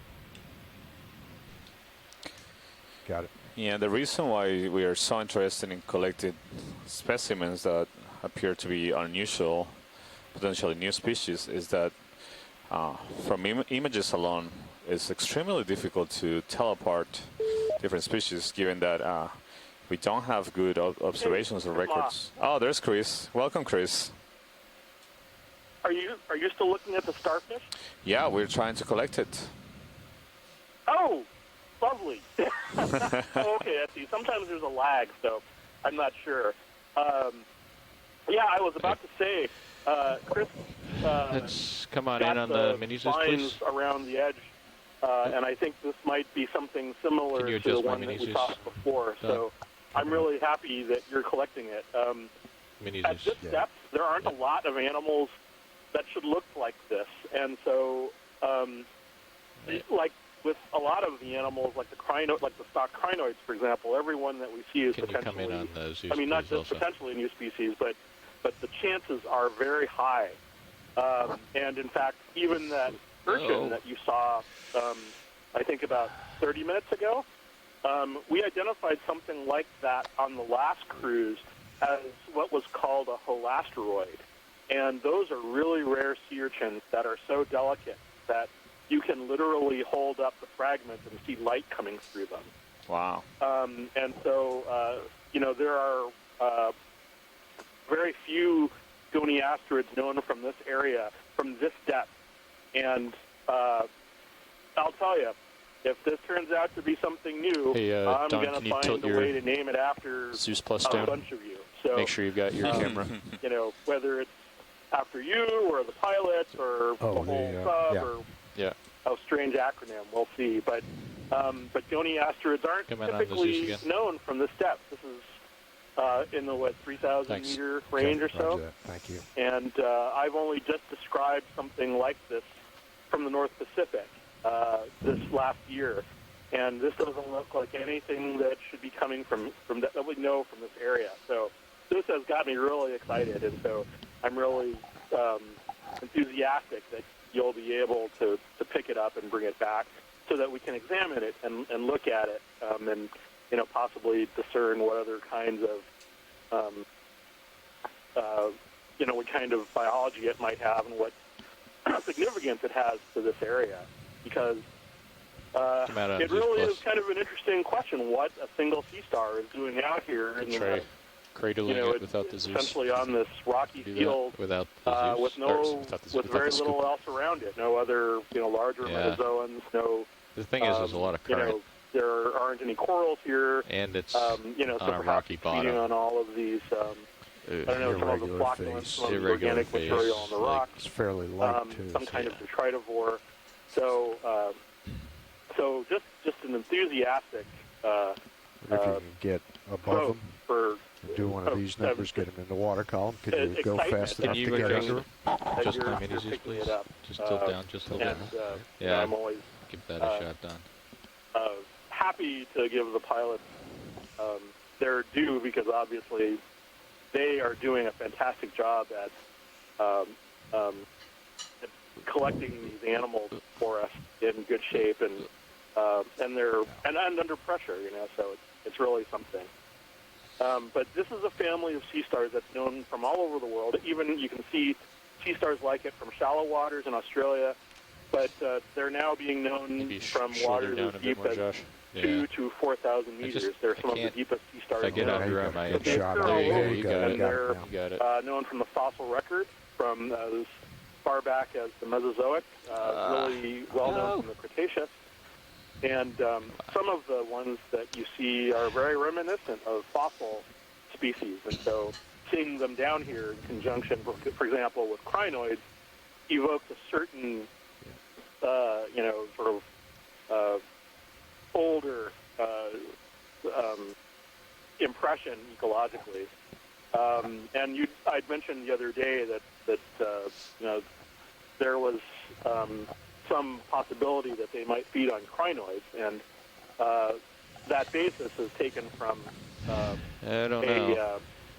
gut content analysis of a sea star from the Atlantic, which has crinoid columnals in the gut. And it was never observed in situ. Boy, but how nice would a suction hose be? Oh, I know.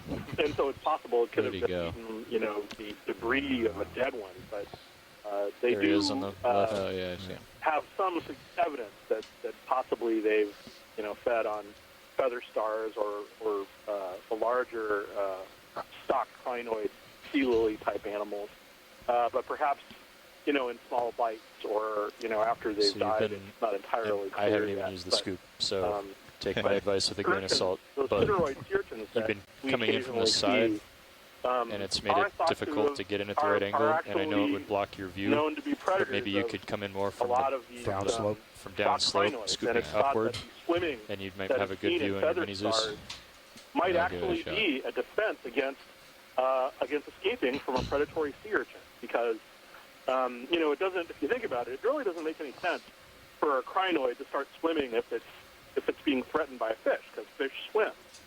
But it would be a great defense against another sort of benthic predator, such as a sea urchin. And so when you see those sideroid urchins, the ones that don't have any skin on them, the Sputnik or pencil urchin, some of those are thought to be very rabid predators of not just crinoids, but also, Tilt up just a little bit, Don. I think we saw in the Atlantic, some of them were actually feeding on corals as well. So, everything, all the echinoderms down here are probably potentially predators of coral in one way or another. I think I overheard on the Twitter that you guys were bad-mouthing my sea stars while I was feeding on one yesterday.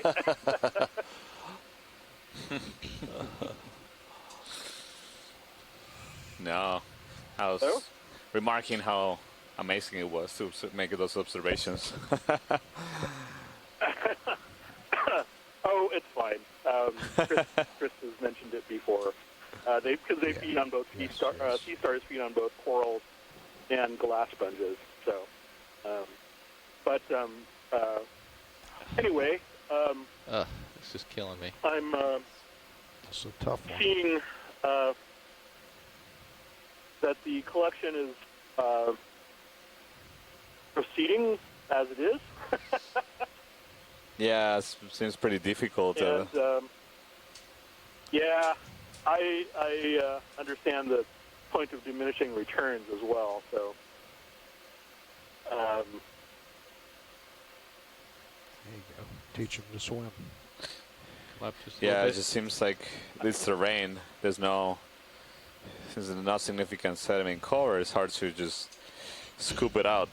The scoop encounters the rock, and bring the Systar come wide. after lands in I'm gonna a try one more thing. crack that is unreachable to scoop. The pilots are doing the best effort to get it. Can you bring the port wing in just a little bit? Yes. Okay. Well, you tried. I'm happy to see whatever the best efforts of the pilots. More? Yeah. Good there. A little more. A little more. Can be accomplished. Port wing. And Starboard wing. I'll understand if something is simply out of reach. Keep going. And we'll see another one, I'm sure, if it really comes down to it. Right there. That's good. Okay. Yeah, I'm really sorry, Chris. Oh, well, He's got one no more worry. thing he's going to try. But, but like I said, if I get to recover one that is new from here, I'll be sure to find a way to, and people have done this, they've taken Just the let go and collective push names down of with all the the fingers, collectors, maybe? put them in an acronym, and That's what they did the called other it a new day. species. So I'd be happy to do that if it ever came up. Yeah, I haven't Thanks, had any Chris. Yeah, we'll practice with the, keep an eye out for That these seemed to work animals. pretty It good. seems like this is a really hard Pushing them spot with the jaws. to That's make it. this collection. Right, that's good enough. But probably. All right, you can bring that in. Okay. No worries. We'll do the best we can. Thanks a lot. Thanks. Seems like they're gonna give it a last try with the arm manipulator, and if not, I think we should continue moving along. Yeah, no, I agree. Oh, it's way too small to do this. I mean, yeah. Well, come on out, rolling down the mini Zeus. Yeah, it's just too tiny. Yeah, it's.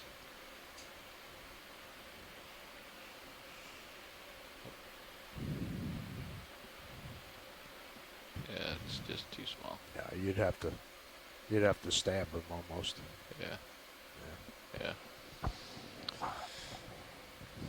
Perfect size It's for a really little remarkable section. how some of these echinoderm species, how widely distributed some of them might be. There are many cases of morphologically similar species that are found Sorry, in science. at least 2 to 3 ocean basins. This one is going to... And sometimes you'll encounter animals that they think might even be the same. It might be the same species, but widely occurring across vast distances. You would expect perhaps different species to occur. Well, if we see one that's in a different habitats in different regions, and in the deep sea, of course, you have these better position abyssal areas that have a certain continuity with one another. So you bring me back it's thought that some of the sea stars, and maybe even some of the sea cucumbers, might be just one widely distributed species. There's still lots of people who are studying the populations, and of course, you're an expert on that with the soft corals that you work on.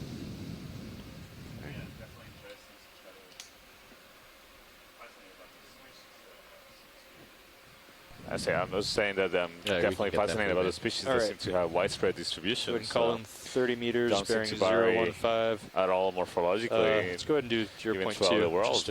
Fuzzy coral top sometimes when we look at the genetics, there seems to be actually multiple species that are just cryptic, that have cryptic morphology. But in some cases, they do request a move. They seem to be range species 30 that are meters, bearing 015. really good at that's dispersing and 0.2 knots. colonizing areas in the world that are pretty far away from each other.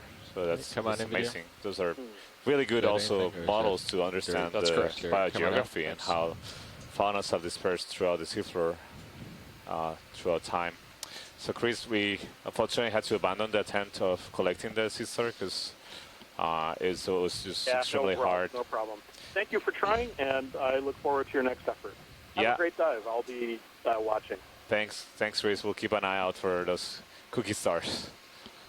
I appreciate the effort. Sincerely, I do. Thanks, Santiago. Yeah, thank you, Chris. So we are going to continue along climbing this wall. We see this another one of those stock sponges, the Bolosoma sponges that we've been observing. They seem to be the dominant megafauna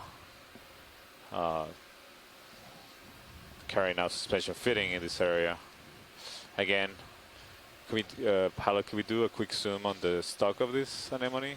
Just a snap. I don't know if the light is good enough. I'm just curious to see if there's any other animals living on it. Come on in, video. Science, I think this is the one we saw earlier. They want to look at the stem here. There we go. So this one has a crinoid. I think that one of the earlier ones we saw also had a small crinoid. So it's a very small crinoid. Yeah, thank you, Pilot. So it's interesting to observe the differences between these living sponges, the animals that live on them, compared to the stalks of dead sponges that we also see. So we saw one that had barnacles and hydroids colonizing the dead skeleton of the sponge. And we also saw passed one that seemed to be a dead skeleton with another kind of sponge living on it. So again, even after dead, the sponges provide a significant habitat for other organisms. It's interesting to think about how it seems to be that living sponges keep away certain species while they're alive, but once they die, those animals are able to colonize the stalks and the skeletons that remain. Here we see several of those stalks, likely from the same kind of sponge.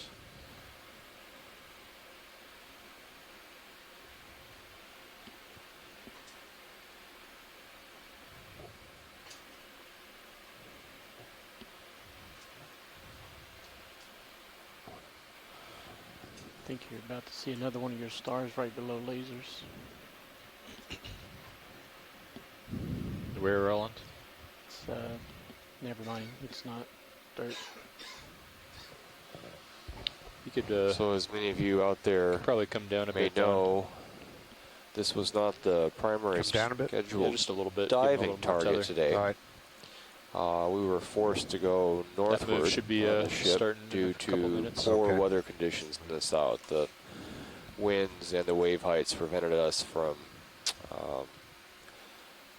deploying the ROV. Is that a crab up there on the left? So to get better weather conditions, we steamed over 100 nautical miles north to the largest prominent seamount that we could find that would allow us to get a dive in. Is there a way to clear all this snail trail here on the We found this seamount, which is also nicely positioned. Just turn it on and off. North of the nasty weather. I wouldn't trust pattern that we saw Trust it developing anyway. yesterday. Yeah, That's worse I'm today. going more So by the depth and then the contours. we're taking advantage of a difficult weather situation to identify some alternative science targets. So to explore 3740 would be new seamounts that in the region that 015 have looks never to been be examined before. about our bearing. Yeah, so I'd estimate that Interesting Sirius is like feature right here. Don't ask me what that is. Okay. Maybe it's a break. Maybe it's a break in the lava flows. Yeah. So this all look like lava flows that were rolling down the slope. These look like lava flows that have been encrusted with ferromanganese. Again, these ferromanganese deposits are more common on older seamounts. The ferromanganese precipitates on all surfaces on the seafloor. And these deposits grow very slowly, on the order of millimeters per 100,000 years. So the very oldest seamounts have ferromanganese deposits that could become quite thick. I've seen You should start seeing that move crustaceans on rocks that can be 20 or 30 centimeters thick. And I guess even thicker ones have been found.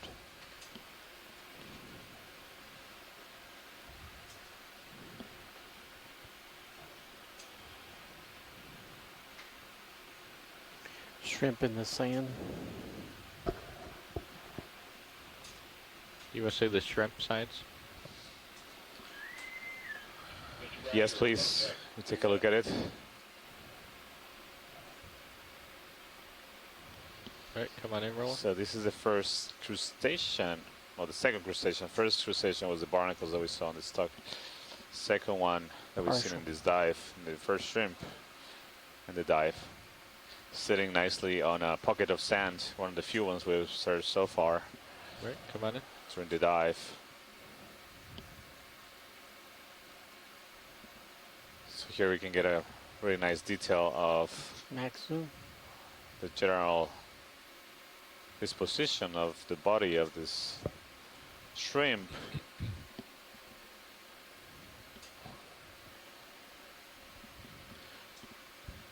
So you can see he has very long antennae. Usually he uses this antennae to sense the surroundings, so there's no light here at depth of 3,700 meters. It is. The HD version effectively is zero light that reaches this depth, so it's perpetual darkness. Thanks, Bridge. What these animals see.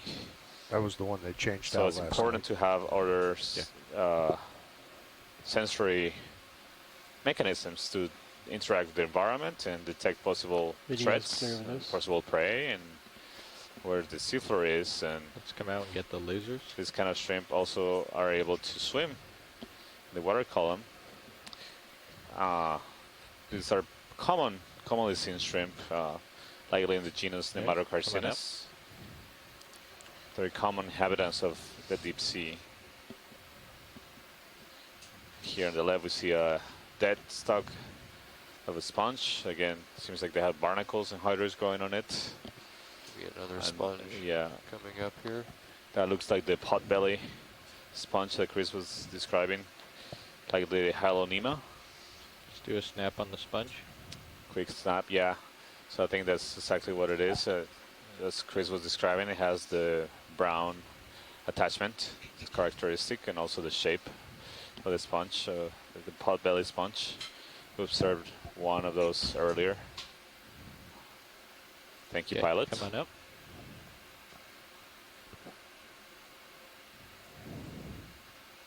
See another stalk of this sponge on the right and the left.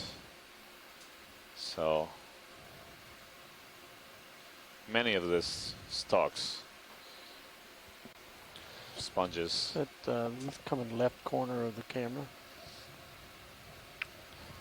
Looks like we're coming up on a steeper slope here as we climb towards the summit of this volcanic structure. Yeah, there's another one of those pot belly sponges. Is that the same one? No, I believe there's a different one. Let's do a snap on the sponge. Yeah, it's the same kind, but it's a different individual. Thank you. And there's another one of the Nematocarcinus shrimp. If you just tilt the camera a tiny bit up, it's coming. There it is. Another Nematocarcinus shrimp. So there's a couple of those here.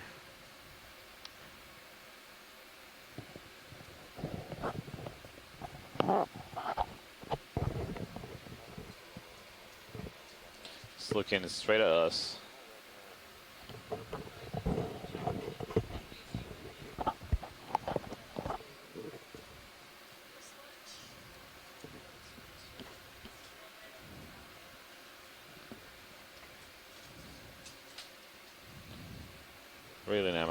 Really nice images. You can get a lot of the detail. You show a lot of the species can be distinguished by the rostrum, so there's a structure between the eyes. It's better seen from the side. So this particular shrimp was facing us.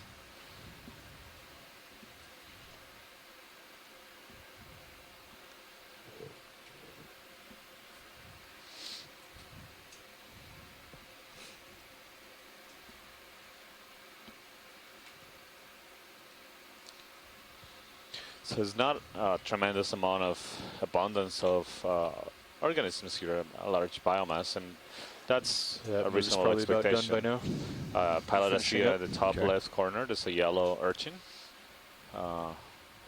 We image it a little bit, but so great to these urchins are really interesting because we saw this type of urchin in the Marianas, and pictures were sent to Dr. Rich Mui at the California Academy of Sciences, specializes in urchins. And this is an irregular urchin in the order Holosteroida, I think.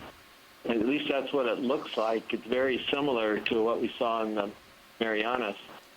But normally you think of a perfectly symmetrical kind of round urchin as not being irregular, but this is in that group. And he even threw out a possible genus here. But again, these small animals are very difficult to collect. He was very fascinated by this urchin and thought it was very important. But maybe it'd be better to, since it's a short dive, to kind of look for a nice piece of coral to break off or something later on.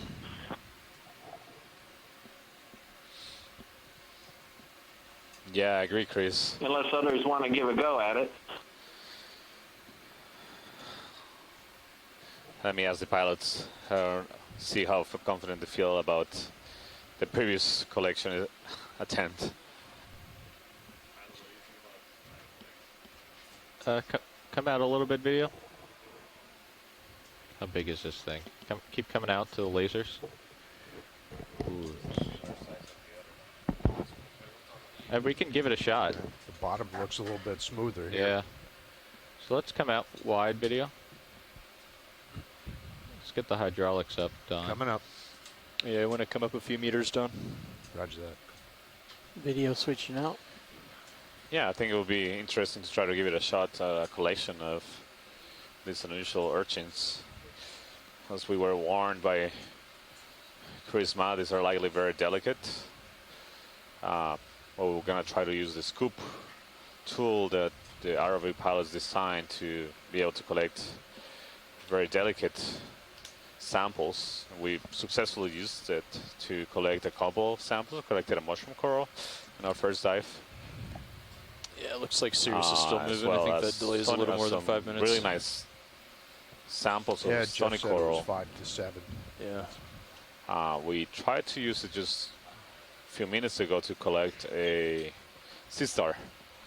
Right, let's Fortunately, bring it was not possible. It was really attached, really hard to get we kept falling into the crevices of the irregularities of the seafloor topography. But this particular shape of the arching, a little bit more round, might be good enough or more? That's good. That's good. A little bit easier to collect with the scoop. So pilots are feeling confident and are gonna give it a shot at collection. It sort of looks like someone lost their tennis ball here. Yeah, it's about the same size and color as a tennis ball. Yeah, sea tennis, possibly an apple. Can you tilt your camera down, Don? Yeah, you small bring the apple. wing back in. You know, I've hit some serves that could have possibly wound up here. Don't exaggerate now, Chris.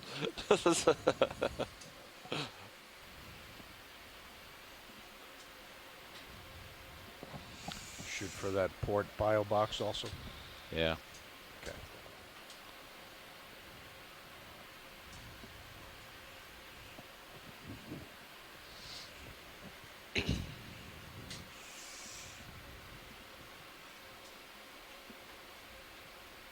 You tilt up on Mini Zeus. Coming up.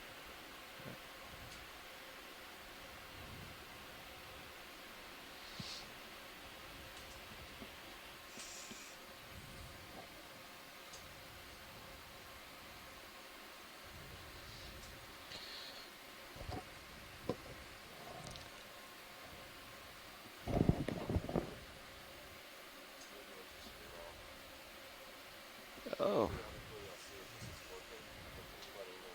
Thought I had him.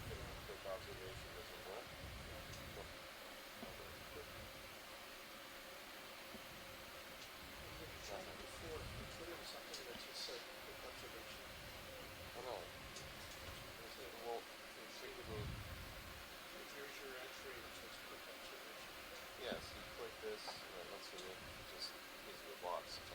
What will do with it? Come in on Mini Zeus. No, that's for somebody else. Come on. All right, hold that.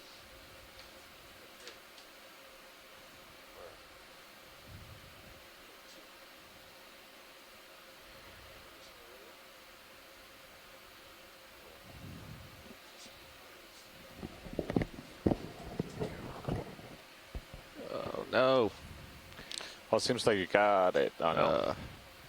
He's damaged. He's damaged, but It's okay. it's okay. It's annoying because I gotta wait for it to load. That's not. It doesn't always open up that fast. I'm telling you, first it passes it. So it's easier for me to just do it here. It's tough to do brain surgery with a guillotine. It's not like this information is not lost. It's all in the report still. It's just The problem is I have no elbow wrist left Right. coming down at that angle. He's going to fall in now. somebody else. Come on.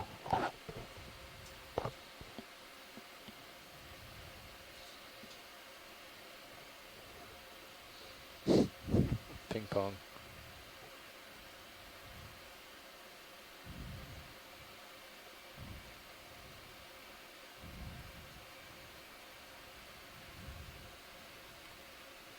There you go. All right. Ah, seems like you got it. Okay. All right, come on out on Mini Zeus, please. All right, follow Mini Zeus. Yep. Yep. So, unfortunately, we can't open the box here. Okay. Tilt up a little bit on Mini Zeus. Yeah.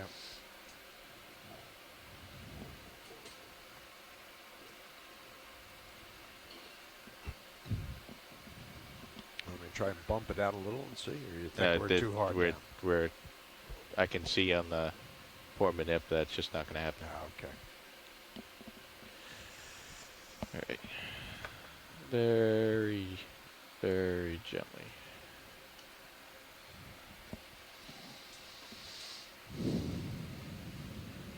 Okay.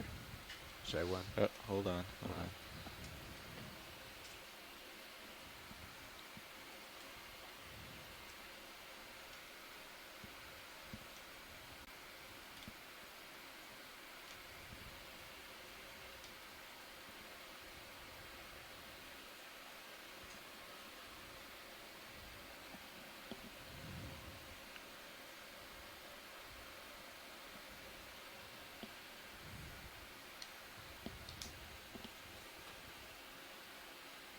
Okay, you can bring it out. Okay, draw or extend.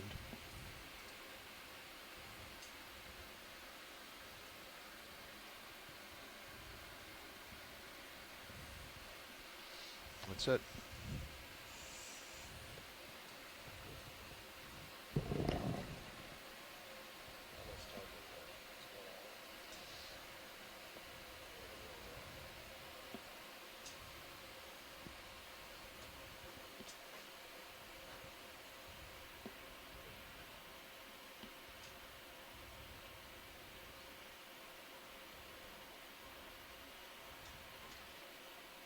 Okay, Close. Drawer closed. Great job, pilot. Good stuff. All right. Okay, starboard wing inboard. Very nice please. collection. He's a little damaged, unfortunately. But Yay, way yeah, to go. I saw that. That's great. You know, it was going to be an extremely valuable sample. Still in one piece. That's amazing. That's impressive.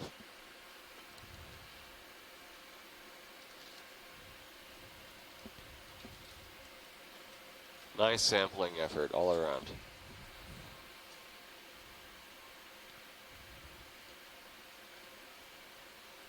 Absolutely. Okay. Let's call that stowed.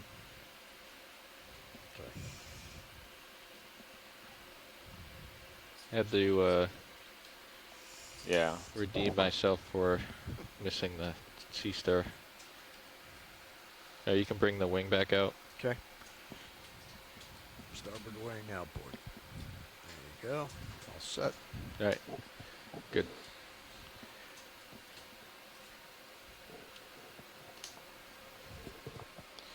All right, we're gonna continue moving along. All right, we're looking straight down on you there too. So we are at a depth of 3,733 meters. We started at a depth of 3,768 meters, so we come up about 35 meters vertical. We continue to see this terrain that appears to be just lava flows, some smooth lava flows with some occasionally loose. Okay. Are we able to do that cobbles with rotation about the A-frame? Across the dead sponge stems as well. Okay. Yeah, many of those should be dead fine. Thank you. sponges, stalks, and several living ones. We also have seen several Brazinjit Hey Don, why don't you come up a few meters? Yep, roger that. Small ophiuroids are present on the rocks. Very hard to see. And the ship's going to unless turn you 10 zoom in, degrees to but port they're about there. the A-frame. Pilot, Copy can we that. take a quick snapshot, zoom of this hydraulics are sponge? down now. Yeah, copy. Okay. All right, come Seen on in. several Video on sponges, this sponge. mostly of the kind of sponge, Yeah, hold that. Bolosoma. I believe this is also that kind of sponge. It's glass sponge, Bolosoma. Please, Chris, correct me. This has a my little first bit time of using a the scoop. more irregular shape Oh, than really? the other ones, Yeah, but haven't just been by in the here as much as I morphology. have Yeah, in the so past. this one I think is a whole different genus and a different family. I think this is in the family Roselidae, and I think Maybe it's that thing's a hammer. Calophacus oxydiscus. I think it's And fine. the way you I think kind of it's- I tell think it's these stowed stock backwards. sponges apart you should are stow how it the the other way. stalk actually connects yeah? to the body of the Oh, sponge. So with the scoop There's opening, no need to sort of look around the other side because Just has a this better angle, I looks think. fairly common. This Yeah, but once you this rotate the particular jaws genus, around so to get it it's flatter. it's You mean attached. only for the stove? Well, I won't Only go for the into the stove. details, but in Not any for case, the- I I was think talking this about is for the different than collection. the other one, Handle and I or think it'll it's a slightly different Calophacus. angle, maybe Yeah. a little. Yeah, it did Oh, I look agree. slightly Yeah, come different on to in, me. video. The shape of the top of the sponge Yeah, I think you're right, seems to Don. be more lobate, more lobes, It and was at, also like, the color 15 degrees. and shape of Yeah, the not stalk much. seems to be It's just wider enough to get and that- wider So you can get it to on the me. downslope side. Yeah, I'm not sure if Well, the color this is is a good particularly tough indicative because of just it's the observations irregular surface. based on and the it's other rocky, specimens we've and it's seen. sloping up and in then front also of us. shorter, So it's pretty much the shorter stock the worst compared to the case. other ones. Yeah. Also Come in see tight. a tiny Video. brittle star ophiuroid on the top left Let's come in tight. of this sponge. That's all we have. Okay. It's almost translucent. We can see the couple Watch arms. lead, this is Nav. Yeah, go ahead. Go ahead, Nav. Yeah, so I was just about to update you. So if you're interested in progress, just hail the navigator, and they'll have all the information for you. We have about an hour left on the bottom. We have 130 meters to go. We need to average 0.07 knots, which isn't a problem, but we'll need to make sure we continue moving consistently. Let's come in on this little guy right here video. This is great, pilot. I think we can continue. Yeah, copy that. Moving. I'm going to go ahead and call in a move, and I mean, it'll be 5 to 7 minutes before we actually feel it. So tiny if you want to push out ahead when you get a chance. Translucent. I'll go ahead and do 30 meters you again. See the central disc, and there's and arm 015 still looks reasonable, Don. Arms projected to the sides. You can only count 3 from this angle. There's probably another one or two bent on the other side. Bridge, this is nav. Really small.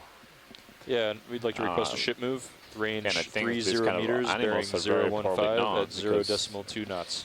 I can imagine it'd be extremely hard to collect this unless you collect the whole sponge, and you're lucky enough to have a sponge that has this species on it. That's correct. Thanks. Very, very small and fragile looking. Right. In general, beer is also very fragile, but this one in particular, I can really see it being extremely hard. Would you estimate? The size. Get the lasers. Could you turn on the lasers, please? Come out for the lasers video. Keep coming out. Are the lasers on? They should be. No, they're not. No, they're not. Okay. Lasers on. Thanks, Bridge. So you see it's about 20 centimeters wide, so that, that off here is probably just 1 centimeter or so. So it's a couple of millimeters. The disc diameter is a couple of millimeters. Yeah. Okay. Yeah. Very, very small. It's amazing that we can see such fine detail with these cameras. It's almost like using a microscope. That was a good eye. I did not see that at all. Yeah, I only saw it as we were zooming in. It just looked like something sitting on top of the sponge.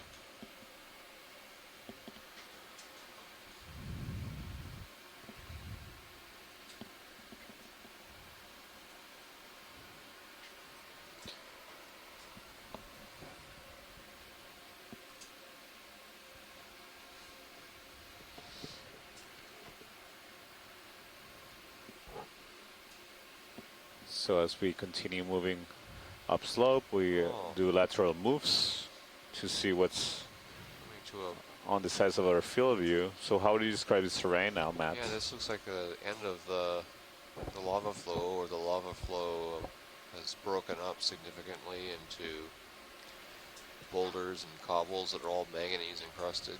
They start with the sampling done. Other deeper layers of lava beneath it. It's hard to tell if this is an actual original termination on the right of another flow that only partially covered the flow on the left, or if it has since eroded and broken up. And it used to originally cover all of the flow area on the left. I can't tell. So this also almost resembles like a chute, where this material being just funneled, rolling down. Yeah, so we get a lot of material from above. This would be maybe a good place to grab the final rock, if that's possible. Sure. If you see a rock that yeah, something that's on the order of maybe 20 centimeters in size. The last one was on the smaller side. Let's see. I don't know if moving up this chute is on the original dive plan. Sure, it's right along our dive track.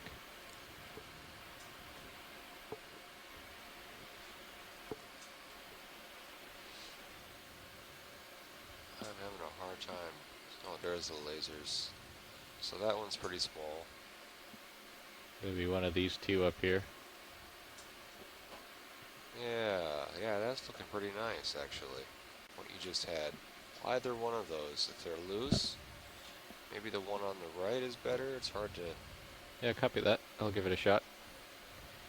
So this is going to go in the port rock box. Okay. Okay.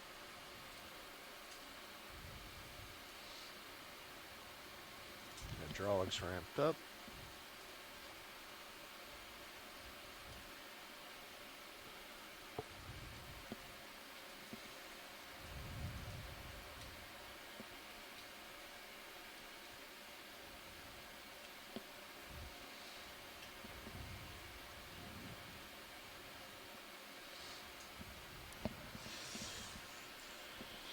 All right, if you want to bring the port wing in board. Okay.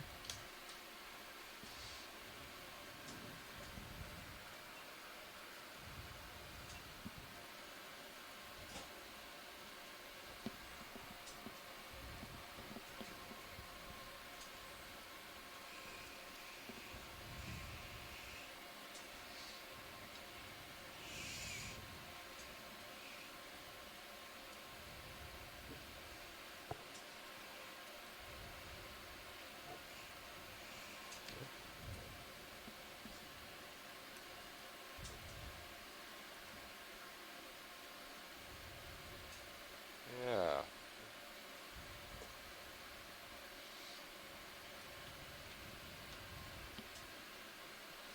What's the size of that rock approximately? Is that about like 20 centimeters? Is it? Like this? Okay. Nice rock. Let's tilt up with the Zeus. Take a photo of that. Yeah, thank you.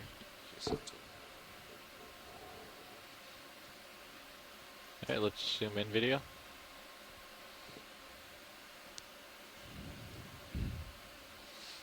How's that looking for you, Matt? It's looking as nice as any other rock down here right now. Their problem is they're all manganese encrusted, so it's hard to tell. But yeah, let's go for that rock. Thank you. All right, copy that.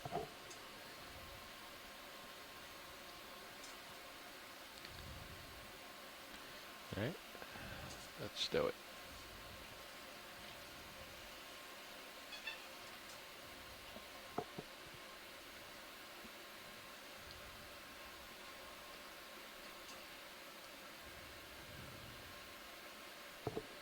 So this is the Ford.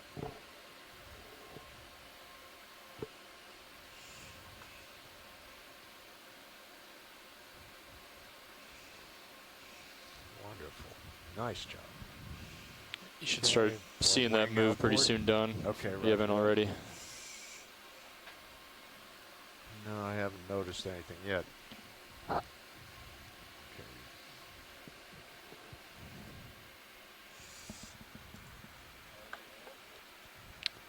Okay. Go ahead, watch lead.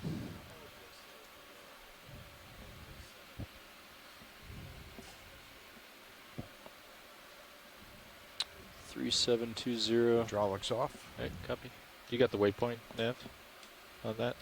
This waypoint 2 is the furthest one. For the sample? Oh, yeah, I'll get it in a second here.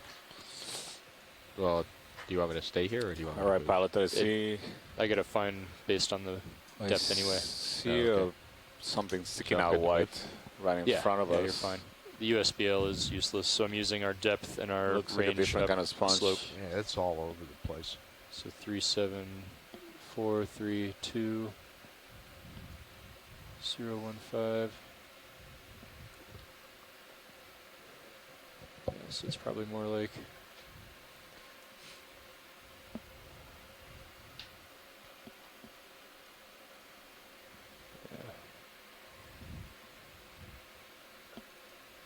So see on the right another one of those belly sponges. Let's do a snap on both of these sponges. So let's do this one real quick. Yeah, that one in the center. So this to me looks different. Similar to the one of the Corbitelline, but not quite the same to me. Curious what Chris Kelly in Hawaii thinks. Yeah, so those other sponges that we were seeing have these sort of lobes coming off of the outside. Yeah. This one doesn't have as many lobes, and the ones it does have look like they actually might have some openings in them. So I totally agree, Santiago. I think this is something different. But what it is, I'm not so sure. I think it could still be a euplectellid in that same family as the other one. Yeah, thank you, Chris. Yeah, it does look Okay, we're looking straight different down from any other sponges that we've seen so far on this dive. just get a Again, it's a glass sponge. So it has spicules, so these fibers that are made of silicate. And that one has another one of those ophiroids, the translucent ophiroids. Okay, come on Seem up. to only have about 4 arms, so maybe that those ophiroids like to be on sponges, although they're so tiny and translucent that yeah, I'm gonna push it. It might be very well living on rocks on the substrate. Thanks, We would not be able to see them. The one scientist on shore suggested that those ophiroids may be dead. Roger that. I'll pull up. What we're seeing is just the remnants of them. That's a possibility, definitely. Can't be sure. Sometimes they can be very still and not move at all for extended periods of time. So it'll be hard. It's hard to tell whether we're seeing something that is alive or dead. Again, we continue back on this area of smooth lava flows. And 45 minutes left. Sure. Continue to observe these stalks of dead sponges. You can tell, again, this one has a couple of barnacles on it, and very likely more hydroids that are using this as substrate to raise above the seafloor.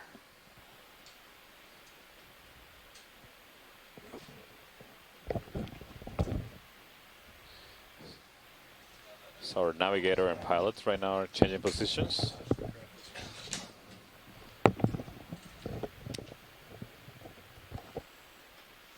Doesn't seem to be much of a current at these depths right now. The last couple of dives we've done on ridges, 2,500 meters and 500 meters, we encountered significant currents, but not so much here. Seems to be very, very slow water flow in this area. I'm going to come back toward your center line, Don. Okay, if you want to Yep. come back over to 015. That's another one of those stocked sponges.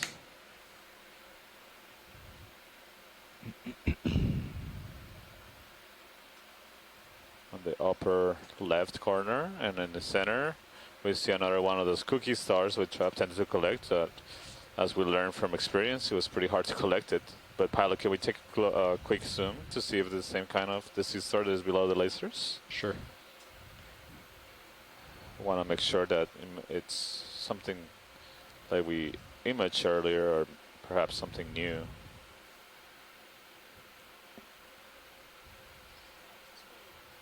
Can zoom in video. We're just going to do a float. Yeah. Yeah. Yeah, so this seems very similar to the first system that we observed, at least in my non-expert eyes. You see that it has a cookie shape, floating away. characteristic of this group. Pushing me down. But I also see that it has some ridges racing up that lead to each one of the tips of the star. And you can see in the center seems to have a sort of a operculum open up. Some sea stars have this opening. Did you want me to? Well, we don't have a whole lot of time. Is that good enough, science? Yeah, that's good. Okay, Thank let's you. Zoom out. You're muted.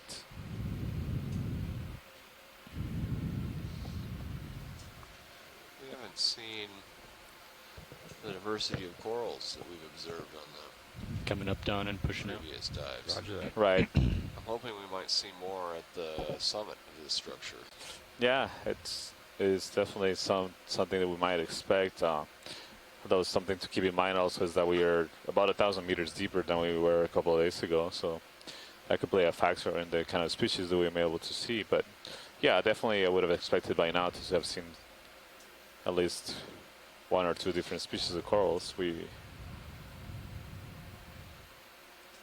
Maybe we'll find them a little bit shallower as we continue climbing up. Do you guys want another move in, or do you want to push out a little bit?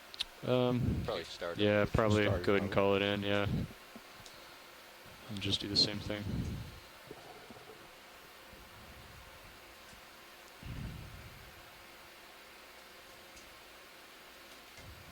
Bridge, your RV nav.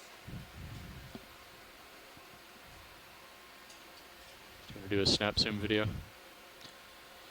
Bridge, your RV nav. Hold there. So those like smaller manganese nodules. They look like Little eggs. Yeah, I was thinking the same thing. They're small. Each of those. Yeah. Average size, I would Bridge, say, RV nav. is only an inch. Yep. It's a few centimeters in diameter. So these We'd are like to small. request a ship move, please. Smaller ones. So usually manganese nodules. Range 30 meters. Manganese nodules form bearing around 015. Nucleus. Speed that, 0.2 could be a small knots. pebble to begin with. It could be sometimes a shark tooth. It could be a small bone of an animal. That is correct. Thank you. Let's continue to see some of those stock glass sponges. We've seen a couple of different species of them. This to me looks like the one we imaged recently, not the Bolosoma, but the. Trying to look at my notes and.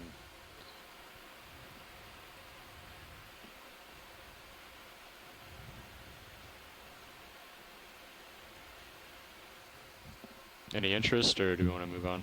Yeah, we can continue. I think this is the same kind that we Okay. just imaged a little bit. This seems to be the most common animals. Thank you, Bridge. Here.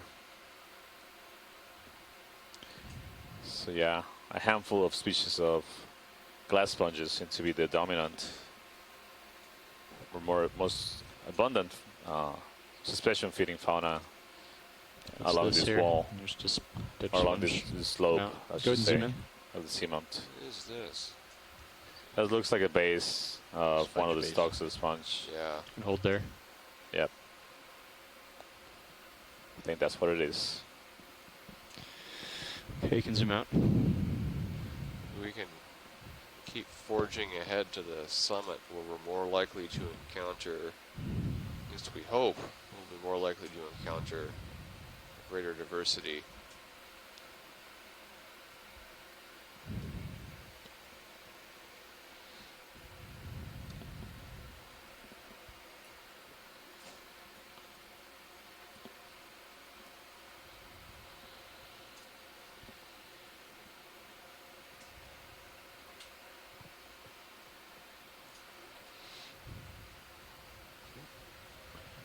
So we still have about 40 minutes left on Notice the bottom. HV comps down in And the we red there. are Yeah, it's been about 33, Yeah, right. 35% depth of for the last hour and a half. 3,700 meters Such a big oil reservoir right that, now.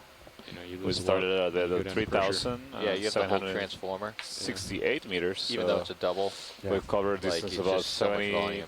10% Sorry, of that 60 is meters. quite So a that's bit. typical. We'll see it down there. Yeah. Vertical. Deep dive, yeah. Yeah, and the on the GUI, the limit I think is 35, and then that goes red. So Based on the bathymetry measured shipboard this morning, we should see a significant shallowing of mostly the that's just slope because as we approach the as summit. you get closer to zero, like This less seamount. than So 20%, over the next, 10% could be zero because of the way those sensors over work. the next 20 meters, 30 meters or so.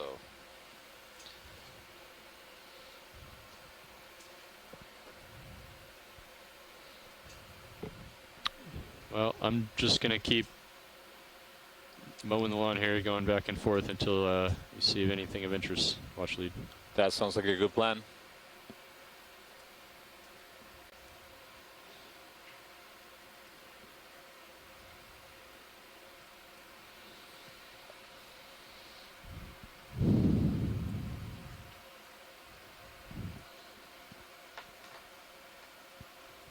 More of those dead stalks. These look like possible pillow structures that are completely covered with ferromanganese deposits.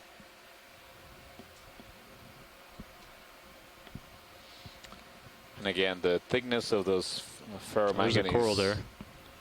A coral. Where do you see it? Maybe It's a coral. You want to go ahead and zoom in? Or a weird sponge, but it's straight ahead Oh, now, yeah, right I under see it the now. over the laser. Hold there. It's a black coral, like Leobathybathy's kind of coral. Go ahead and zoom in further. This is the first Hold there. close observation we had of a coral this dive. That's a beautiful specimen. Have we seen something like this already on the previous seamount, or is this? We did the first dive we saw. No, the second dive we saw one of these. A similar one. It's probably. It looks slightly different, so it's probably a different species. Is there any interest in sampling this, given that we Let's haven't seen?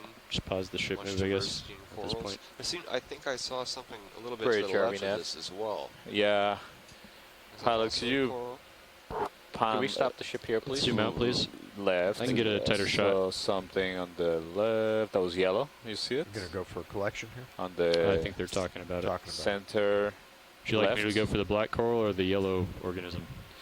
Let's take a closer look at the yellow too. Okay. Thank you, Bridge.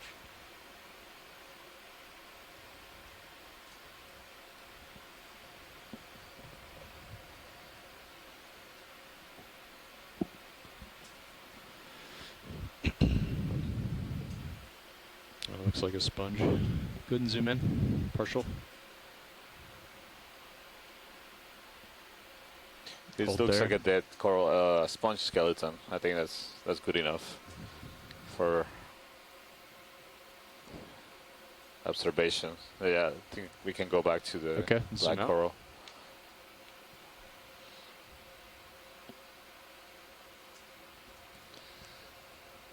Yeah, so we have a little bit less than 40 minutes on this dive So- remaining, Santiago. Yeah, about 35 minutes now. 35? So pilot, there's interest from shore to correct this coral. Okay.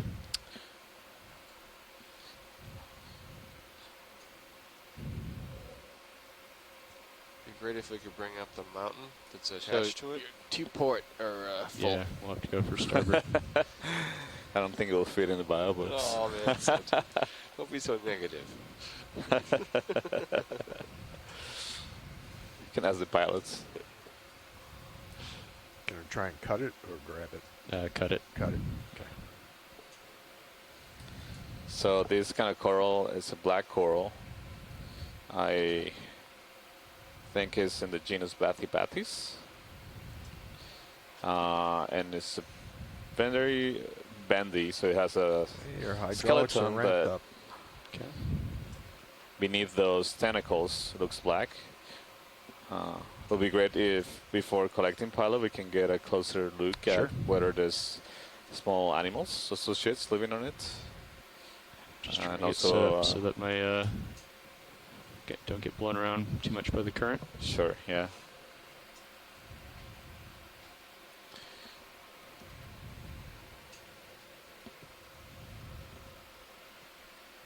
Huh.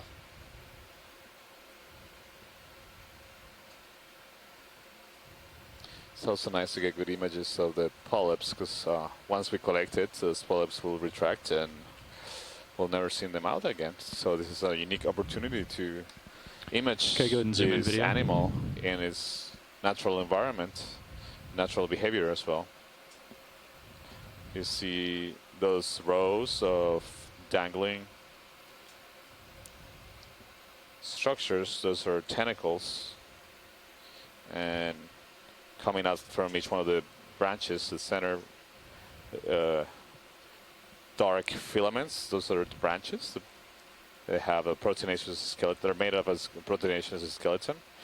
And you see that there are two rows of tentacles coming from each branch.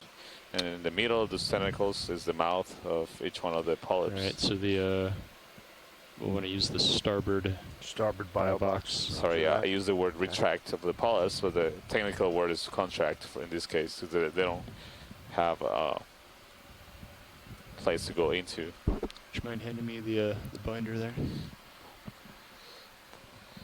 Can we zoom perhaps out. pan out? I forgot you're a binder aficionado. Yep. I didn't see any living animals on any associates. You want me to take the mini Zeus? Or So the strategy for sampling this is would be try to sample below the zoom out on Zeus Plus. The beginning of the branching. Let's come out to partial. And you pilot, you're gonna want to use the coral cutters for this. This is pretty bendy.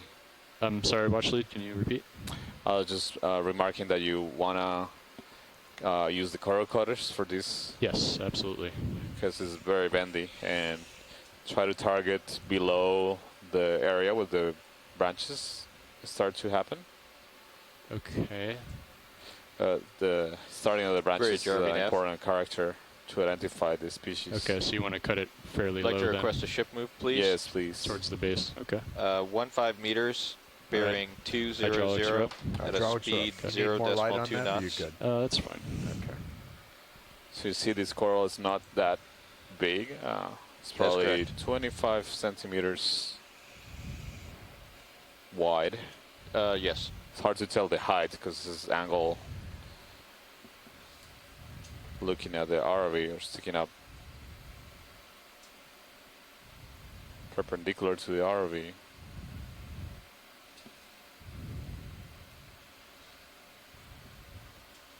Thank you, Brazinjit. Is that okay? Right there? It's on the other side of the jaw. Is that enough of the coral? Yeah, it's hard to tell the depth, but that looks like you will cut below. Yeah, that looks good. Yeah. Nice. Oh, there you go. Pulled it loose, though. Cool. You get the whole thing. Excellent. All right, zoom out on Zeus Plus, Came out. please. Seemed like it was sitting just in a thin layer of the crust, so it came up. Came out. Yeah, I don't think we're going to have... No, you got to come up. These ROV pilots can pick single daisies with that arm. Yes. Impressed. Yes. Okay, can we get an image of the sample in the jaw and the claw, pardon, before we put it in the bio box, pilot? What's that, watch lead? Can we please image it in the claw before we put it in the bio box? How are we looking, Josh? Do we have time? Or with the ship? No, we don't have a lot of time. You're going to have to pull up anyway. Let's watch lead. We've got a delay between the ship moves. You can pull up and move ahead. That's true. Could do that. Yeah. Roger. Okay. Yeah, we're going to have to pick up and move ahead to take a look at it. Sure. That sounds good. All right. Can you switch my camera back? Roger that. Thanks.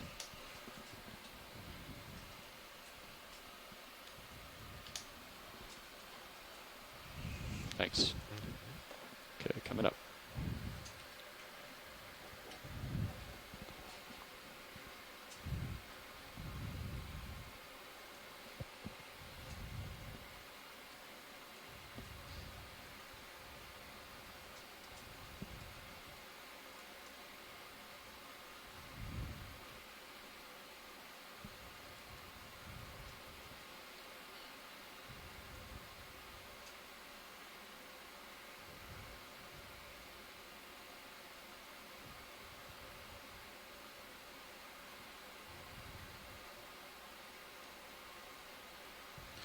See more of the sponges we've served earlier, some of the stocked ones, non-stocked glass sponges. We had to move the ROV because the ship already committed to a move, so wanted to move it before it started pulling on the tether of the Sirius camera and the ROV. So once we cover some ground, we'll get ready to complete the imaging and of the specimen and put it into the bio box and secure it. Okay.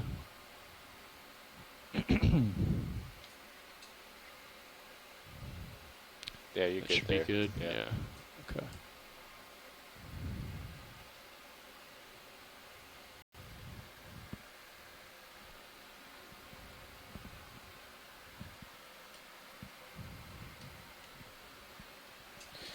So you see more of those smaller ferromanganese nodules here, the X-shaped ones. Right. Yeah, that should be good.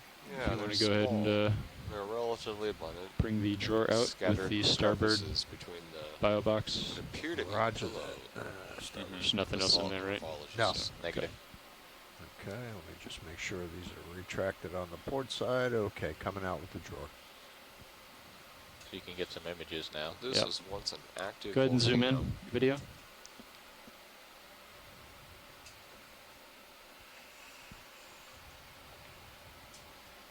Yeah, so you see, Sarah, all the polyps have contracted as a response to the perturbation by the ROV.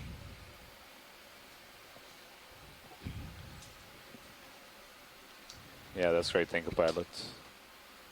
Okay. Are we ready to stow? Yep. Okay. Zoom out. Mini Zeus up. Thank you. If you could bring it over to the right. Okay.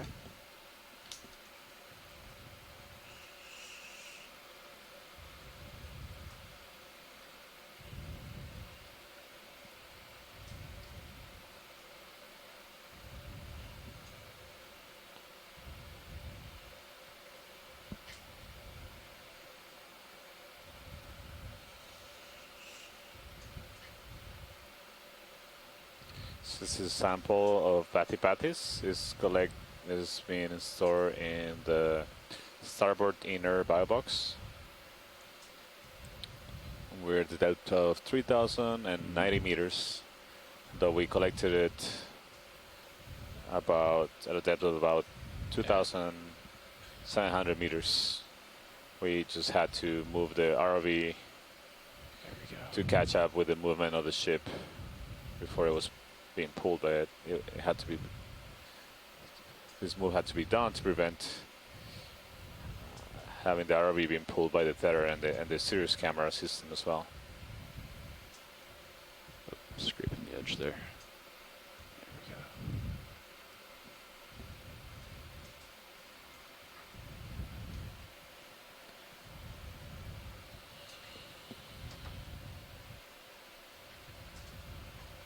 There we go. Nope. Oh, jeez. Yeah, it's a long one. The jaws are very Okay. Closing the box. Thank you. Snappy. Not snappy, but you don't get a lot of throw on them. You might want to. What might have happened is what happened before. Might have to reset the box. Oh, like it was partially pressed in when we started. Great. Up. So the sample is cool. All right. Secured in the biobox, and we can continue our projected move to reach the summit of the Seamount.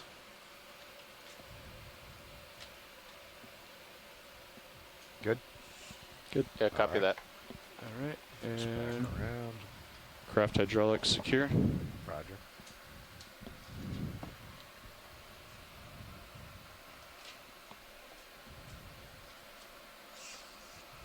Okay. Right up. Thank you, Josh. I'll get a ship move in. All right. Great. All right. Thanks, Don. Thanks, Josh. Yep. Good catch there.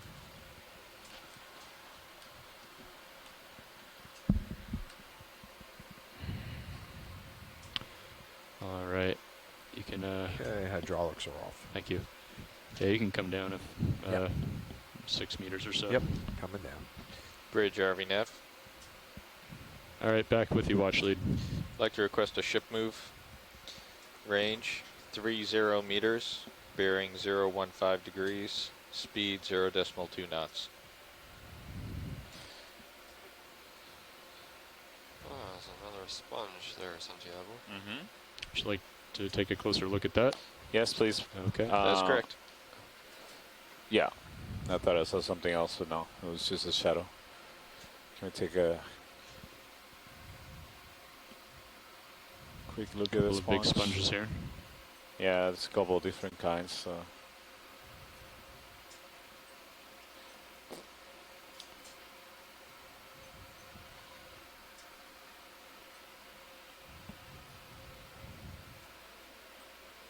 Oh. Thank you, Bridge. The field of view gives you a sense of the tremendous diversity that you find amongst different species of sponges on this seamount. Can we go partial video? Hold there. I think we got the lasers done, so we can turn those off. So I think this could be similar to the ones we were seeing earlier in the dive, that to the Corbitellini, that base. I'm not absolutely sure, but that would be my best guess. So a little bit different than that other one we saw a little while ago. Yeah. These have got a lot of projections or protrusions on the outside of it. I agree, Chris. That would be my guess too, based on what we saw, the morphology of the other ones we saw earlier. Thank you, pilot. That's good. Okay, let's see that video. Okay, continue. Lasers back now on. This is watch sleep. Sure. All right. Go ahead, watch sleep. How far are we from waypoint 2? We're approximately 75 meters. So two ship moves and we're there. Roger. Would you be interested in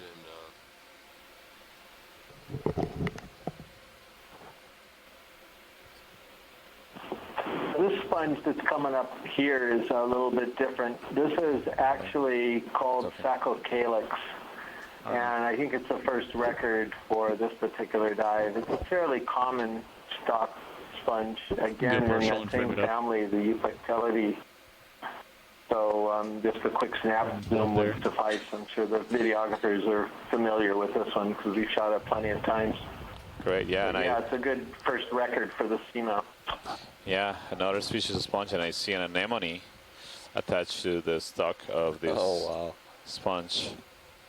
So again, another observation of an associate. And I see something that resembles like a barnacle right in front of the anemone. Is that full zoom, pilot? No, we can get zoom in further. Go ahead, video. Can we zoom in on the stock of the sponge? Go ahead, you video. See this an anemone and go in further. Yeah. Hold there. I'll bring it up through the frame. There you go. Yeah. So there's a barnacle, and you can see the sponge attached to the skeleton.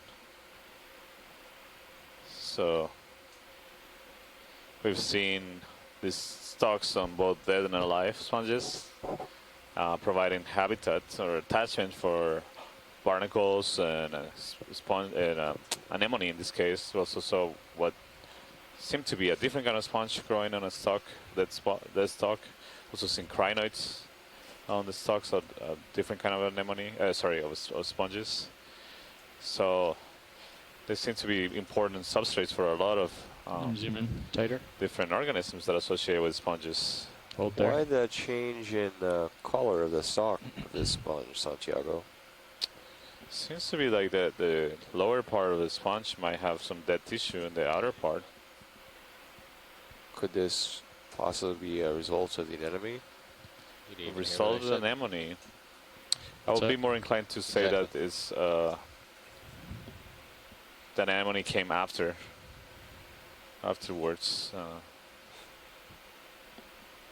Okay. But I'm not sure what causes the transition. I don't know if it's something akin to think about like the bark of a tree or something like that. I'm not entirely sure. For some of the other species we've seen, we don't seem to see that change in coloration and texture of the stalk. So it might be that it's something unique to this species, or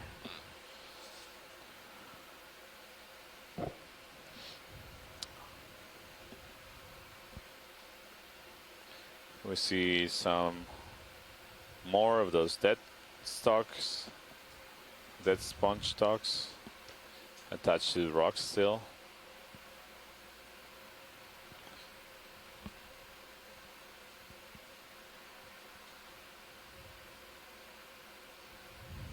So here seems to be like a lot of So those. that may be an example where the sponge got too big for the little rock it settled on, and eventually the rock fell over and the sponge died.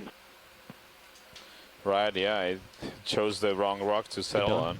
Go ahead. Come down. One that was not well cemented. 4 meters down. Roger. Yeah, look tumbled. at that. Am I tugging on you? Yeah, you see the attachment there above. Just a little high. Yep. All right. Now the rock it was attached to is pointing Zoom straight in up. video. Yeah. Hold there. Yeah. It might have been that the drag of the sponge with the currents eventually caused it to tumble and die. Poor choice of home.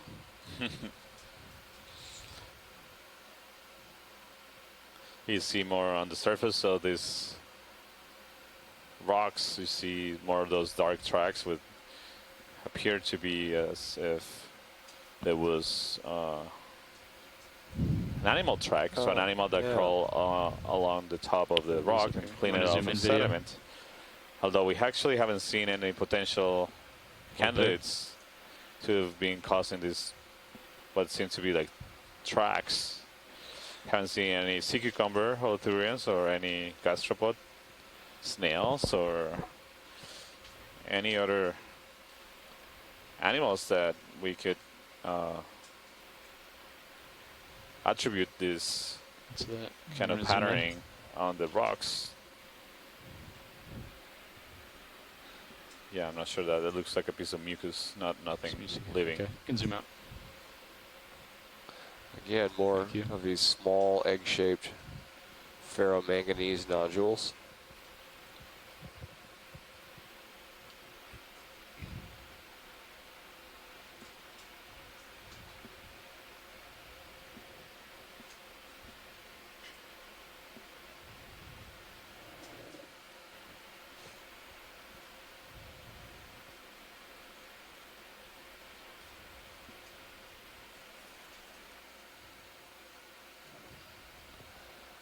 So I see, yeah, seems like that we're seeing a transition in the substrate here.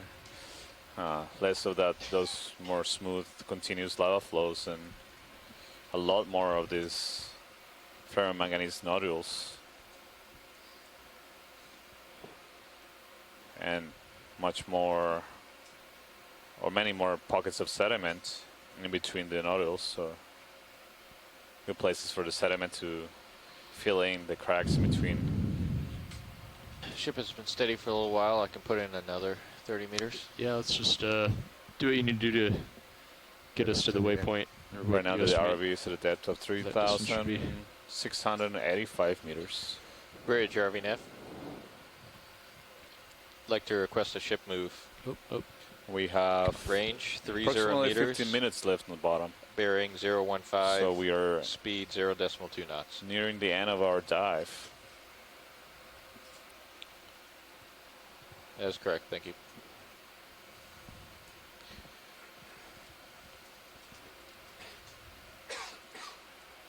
What is the distance to the end? Well, that's assuming I know exactly where we are. Somewhere around 50 meters. So. Roger. Let's see. Is this like the top? Yeah, it looks like it. Huh, interesting.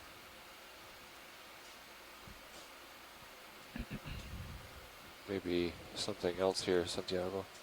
That looks like a dead piece of sponge, yeah. Okay. Down below? Yeah, but I don't think it's not interesting.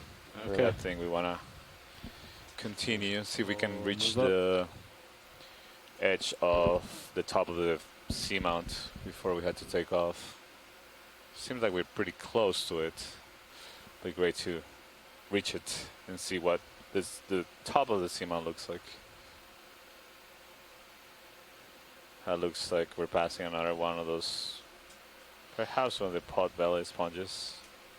I have about 15 minutes left in this dive. Roger. Copy.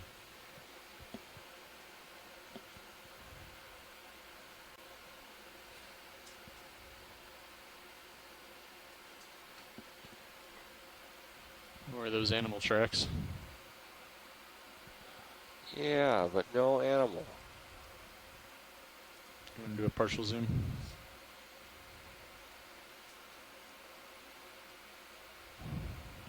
Hold there. Yeah, nothing that we can attribute those tracks to. Want to zoom in a bit? I mean, it could Yeah, you know, Santiago, when you first imaged that these right tracks at the beginning of the dive, the only thing that was near them was that brittle star, that ophiuroid that had the white chest and arms. I never really thought about them as sort of making these tracks. I always thought, like you did, that maybe a sea cucumber did it, but who knows? Maybe it's brittle stars that are doing it. You'd think their arms would make more of a wider path, I guess, but I don't know. Yeah, I agree, Chris. It's curious. It could also be possible that, you know, that there are, sea cucumbers that may frequent the slopes of the Seamount and then just take off and move on to a different place. So you could just be seeing the evidence of them coming here from time to time. And at these depths, the sedimentation rate is so low that those tracks could possibly be. Oh, that one's pretty long. Have certain age. It could be months or even years since they were made.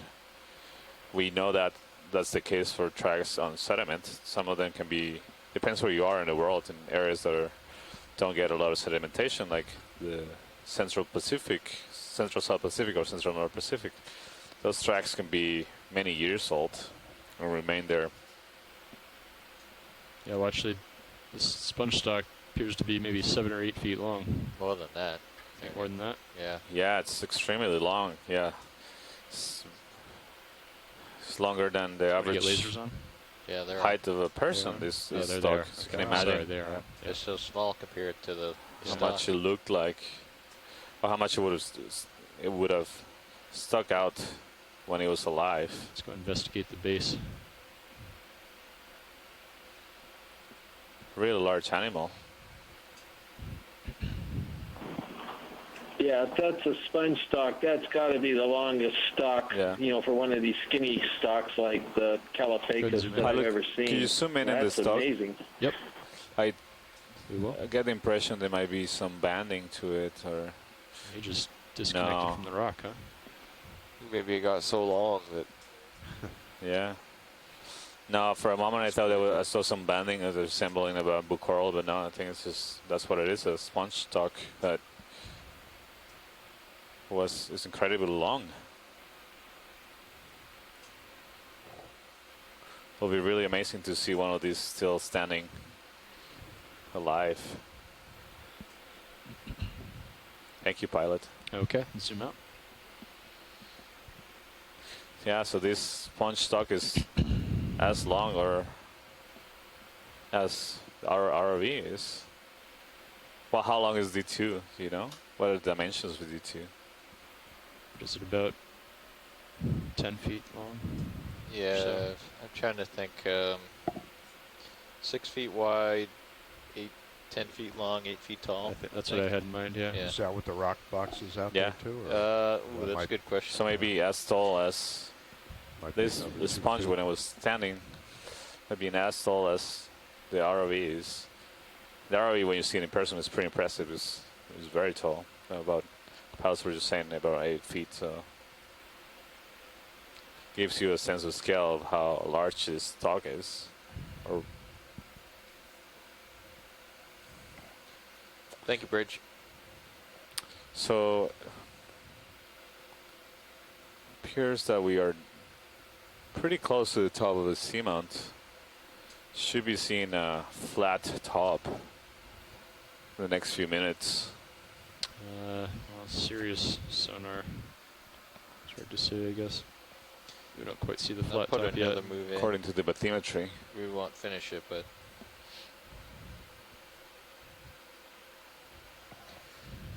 Bridge, RV nav. Like to request a ship move, range 30 meters, bearing 015 degrees, speed 0.2 knots.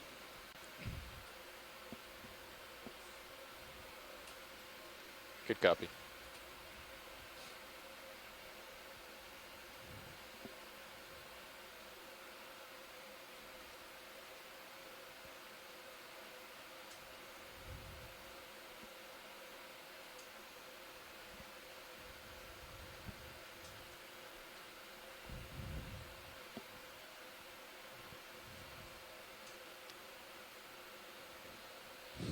So it seems again we're transitioning into more of the smoother looking lava flows. So I wonder if there's a lot of manganese nodules or cobbles that have been actually being covered by ferromanganese, so it look a bit more smooth. Huh, possibly. It's hard to tell. Yeah.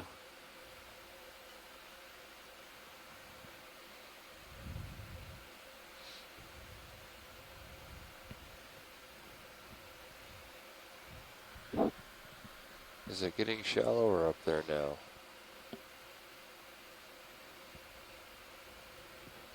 Looking for the flat top of this volcanic structure. It's been elusive so far.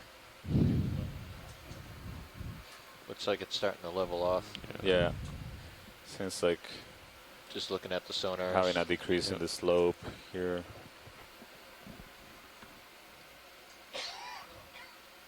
Push out ahead a bit. Not as many animals here. Just occasional sponge stock.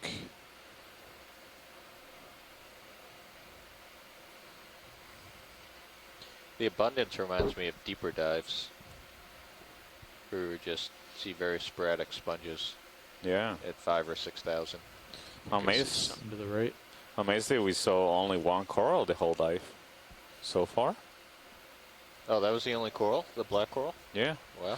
I mean, we thought we might have seen something that resembled a coral that was very tiny, just as we were collecting the first rock, but we lost it. Couldn't find it to image it, so the only confirmed coral, yeah. Wow.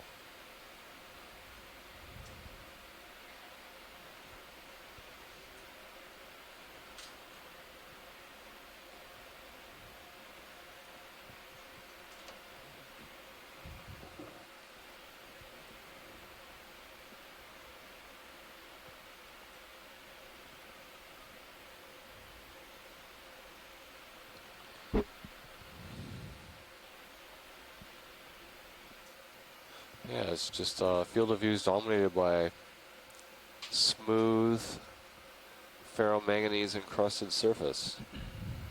Very little sediment, little pockets of white sediment here and there. The sediment's coarse, kind of sandy, kind of like. There's the top up there. Flat. There we go. For sure, yeah. Yeah, yeah.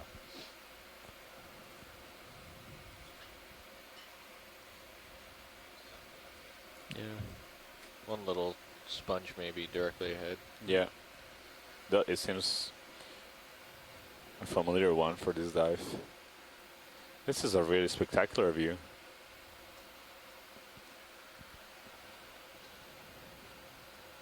It's also very interesting. I would have expected a lot more animals being using all this available substrate here. Yeah. So, in the world's oceans, there are approximately 20,000 seamounts that are a kilometer high or higher above the ocean floor. This is a larger seamount, certainly much higher than 1 kilometer above the seafloor, but we've explored only a tiny, tiny fraction of these 20,000 seamounts.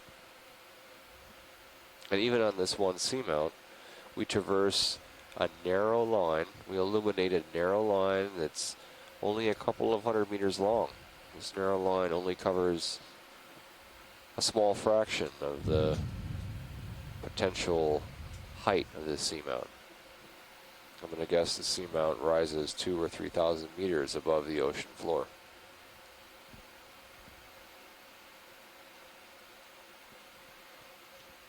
So really, this dive is just gives us just a little peek, a hint at some of the life and the geology that's present on this volcanic structure. It's 20,000 seamounts. I've seen estimates that go up to 100,000 or more. So if you include the smaller structures, you know, the structures that are just a couple 100 meters high and larger than the numbers. Thank you, Bridge. Yeah. Grow exponentially. Yeah, the definition, standard definition of seamount is anything, that raises above 1,000 meters. Any but also that interest in most of the evidence we have of seamounts is from satellite altimetry, which can be inaccurate, sometimes underestimated. Very, very low resolution. Hold there. There's instances that we've seen encountering seamounts where there shouldn't be one. And vice versa. Yeah. Satellite altimetry shows a seamount, and when we take a ship to that seamount to get a better map, it's not even there. Although, to be fair, most of the times we suggest something. Most of the time. Yeah. So what we see in satellite altimetry is actually ends up showing up clearly with the multi-beam. Still a very valuable source of information. It's just, when you think about it, it's amazing that we can even detect any of these features from space. Look at this. The tiny pool of gravity that they have. That seems to be another stalk of a dead sponge.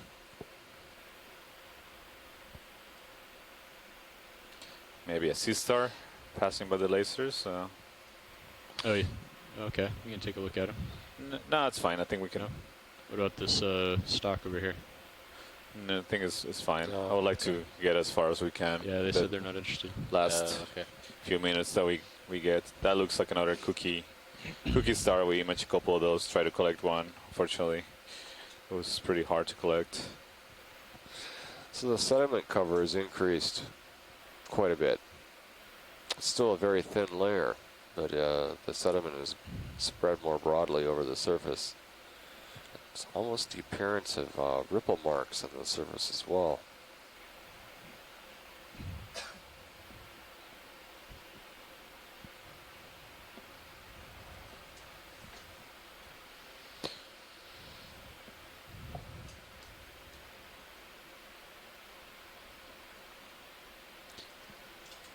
Yeah.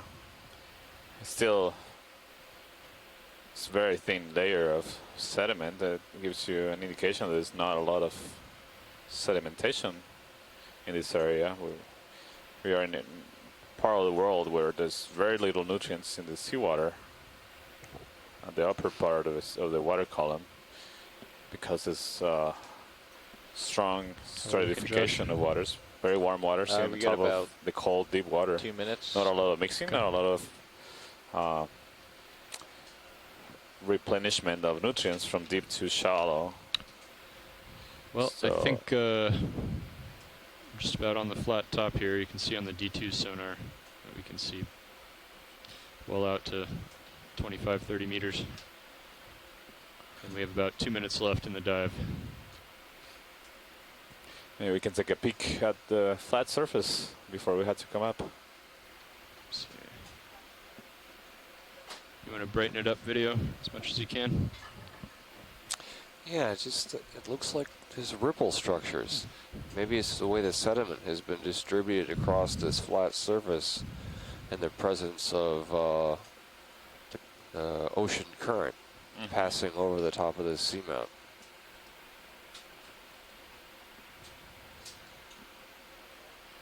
Yeah, that's a great point. So the currents can also play a big role in keeping the rocks exposed on the flanks of the seamount. And staring off into the abyss. We do observe ripples in sediments that are indicative of strong currents. Lasers off. Occurring in different parts of the world. So this turning in the right direction may well be indicative of this. Okay. So what's interesting too is that the direction of the ripples seems to be perpendicular to the heading of the ROV, which is tilted. If you want to, actually at this point, if you just want to stow the hydraulic functions. Oh, roger that. So this is indicating that the predominant current that may have caused these ripples in sediment is a current that is in the south-north direction. Okay. Huh. Yeah, that's true. At least locally. Yeah. Okay. All right, you want to keep these pins retracted right in the bio boxes. Yeah. Retract. Great, thanks. Retract. Gonna bump the drawer in also. Yes. Retract. There we go. Okay, lower swing arm. I'm gonna go First, make sure to bring it outboard. Right, deploy all the way, right? Or you don't have to deploy all the way, but make sure it's outboard all the way, which is the next meter over. Gotcha. Yeah. Outboard. And then you can stow it. Okay. Yeah, looks good. Okay. And stow. You see another sponge here. Again, okay. Familiar one that looks like the one of the ones we've been observing throughout the dive. So sponges stow seem to like this seamount a lot, or at least this part of the seamount that we visited today. Correct. Yes. You see 1, 2, 3 sponges in the field of view of the ROV. Okay. And a stock there lower swing arm from a sponge that was outboard. alive at some point. So Santiago, you indicated that one reason why good. And stow. Yes. The diversity nice is why there's so little biology on the seamount, maybe because of the depth. Okay. Upper. One of the individuals stow. Writing in on the chat log has suggested an alternative hypothesis as well. Which is? And up. The the food. Yeah, I mean, they're both associated. When you don't have a lot of food being produced at the surface, which is the case of this area, very oligotrophic waters, poor nutrients. You don't get you don't get enough primary productivity. Down. Okay. And or you get very little primary productivity. That's why coral reefs are abundant in this region. Shallow region, shallow waters, like 30 meters because the water is so clear, indicating there's not a lot of microscopic organisms living in it. Okay. Therefore, there's a low amount of organic material, and that sinks down to the bottom. And so, organic material is what that sinking organic material is what animals depend on. Animals that live on the seafloor depend on. So if you don't have a lot of it, then you can't support a high biomass. Yep, that's good. On the seamounts, and that's if you push that effect is amplified as the deeper you go. So as a particle of organic matter sinks to the water column, it gets Can you tilt your camera down to follow me? consumed quickly by bacteria and microscopic organisms, and through this process of decay mediated by microorganisms, you reduce the amount of the nutritional value of the particle and also the size of the particle. So you get very, very fine particles reaching the seafloor that have very poor nutritional value because they've been chewed up, they've been partially digested or heavily digested by microorganisms. So by the time that they reach the seafloor, they're turn your head to port not very come out auto heading. Don't have a strong energetic value to them. Just keep rocking it around. Yeah, so that limits the amount of animals, the number of animals you can see. You normally observe a decrease in the biomass, so the number of and the amount of living organisms on the seafloor as the deeper you go.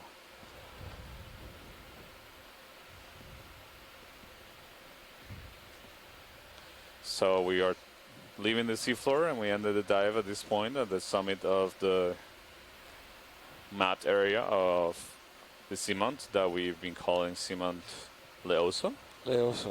Referring to Seamount Leoso. It was a very interesting dive. We observed really interesting geology, starting with some, or basically throughout the dive, we saw some, appear to be some smooth lava flows, but a very thick, or seems to be a very thick ferromanganese cover on them. Observed several species of sponges, so glass sponges seem to be the most abundant organisms here. Also observed some echinoderms, some Brazinjit Systars and small ophiurites, brittle stars and sea urchins and some Systars. We managed to collect a couple of them. We also saw one coral, one black coral that we were able to collect as well. One possible coral at the very beginning, but not confirmed. Yeah. So do you want to?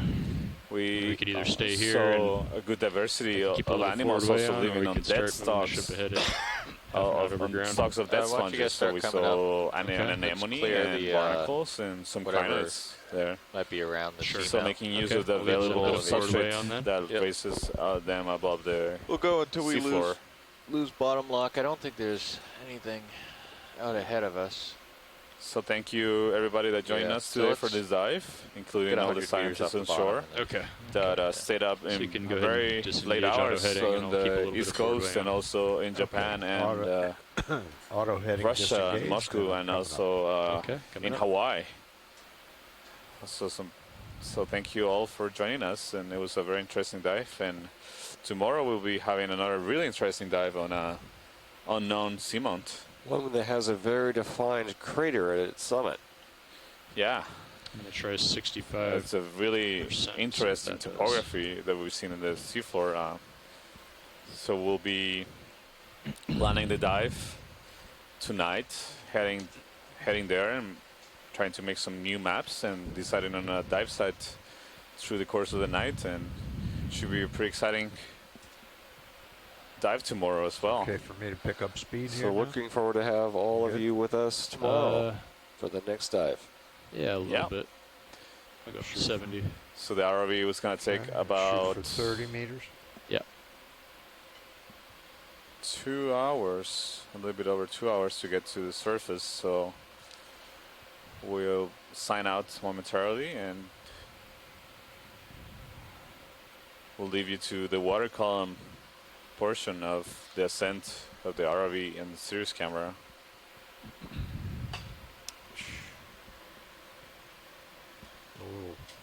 All right, guys, we'll talk to you tomorrow then. All right, Chris, thank you so much for joining us. Thank you, Chris. We saw a lot of sponges, so you're probably going home happy after seeing some of the Yeah, we sponges. did, didn't we? Except I wish there was a little more variety, but we still saw sponges, and the sponge people like me did better than the coral people. That's right. Yeah, well. Yeah, thank you, Santiago. Thank you, Matt. Thank you, Chris. I think it's interesting sometimes to go places we don't see, we don't see what we think we might want to see. It's nice to know where things aren't as well as where they are. That's telling where things are not. And so it tells us a lot about, makes us think about oligotrophic waters, like you were doing in Santiago, and lack of energy and nutrients. I think these places in our deep ocean are key to know about.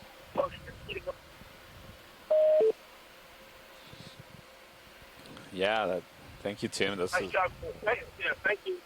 Yeah, thank you for joining us through the dive. It was fun. It's always really interesting to see these places that are quite unknown. We know very little about these depths in this area of the world, so all the observations we make are first of their kind and pushing the ship. Collect some valuable images and samples. So we're going to be taking a look at them when they come up to the ship. So we'll let you know what things we see from the samples, and they will be available to our community.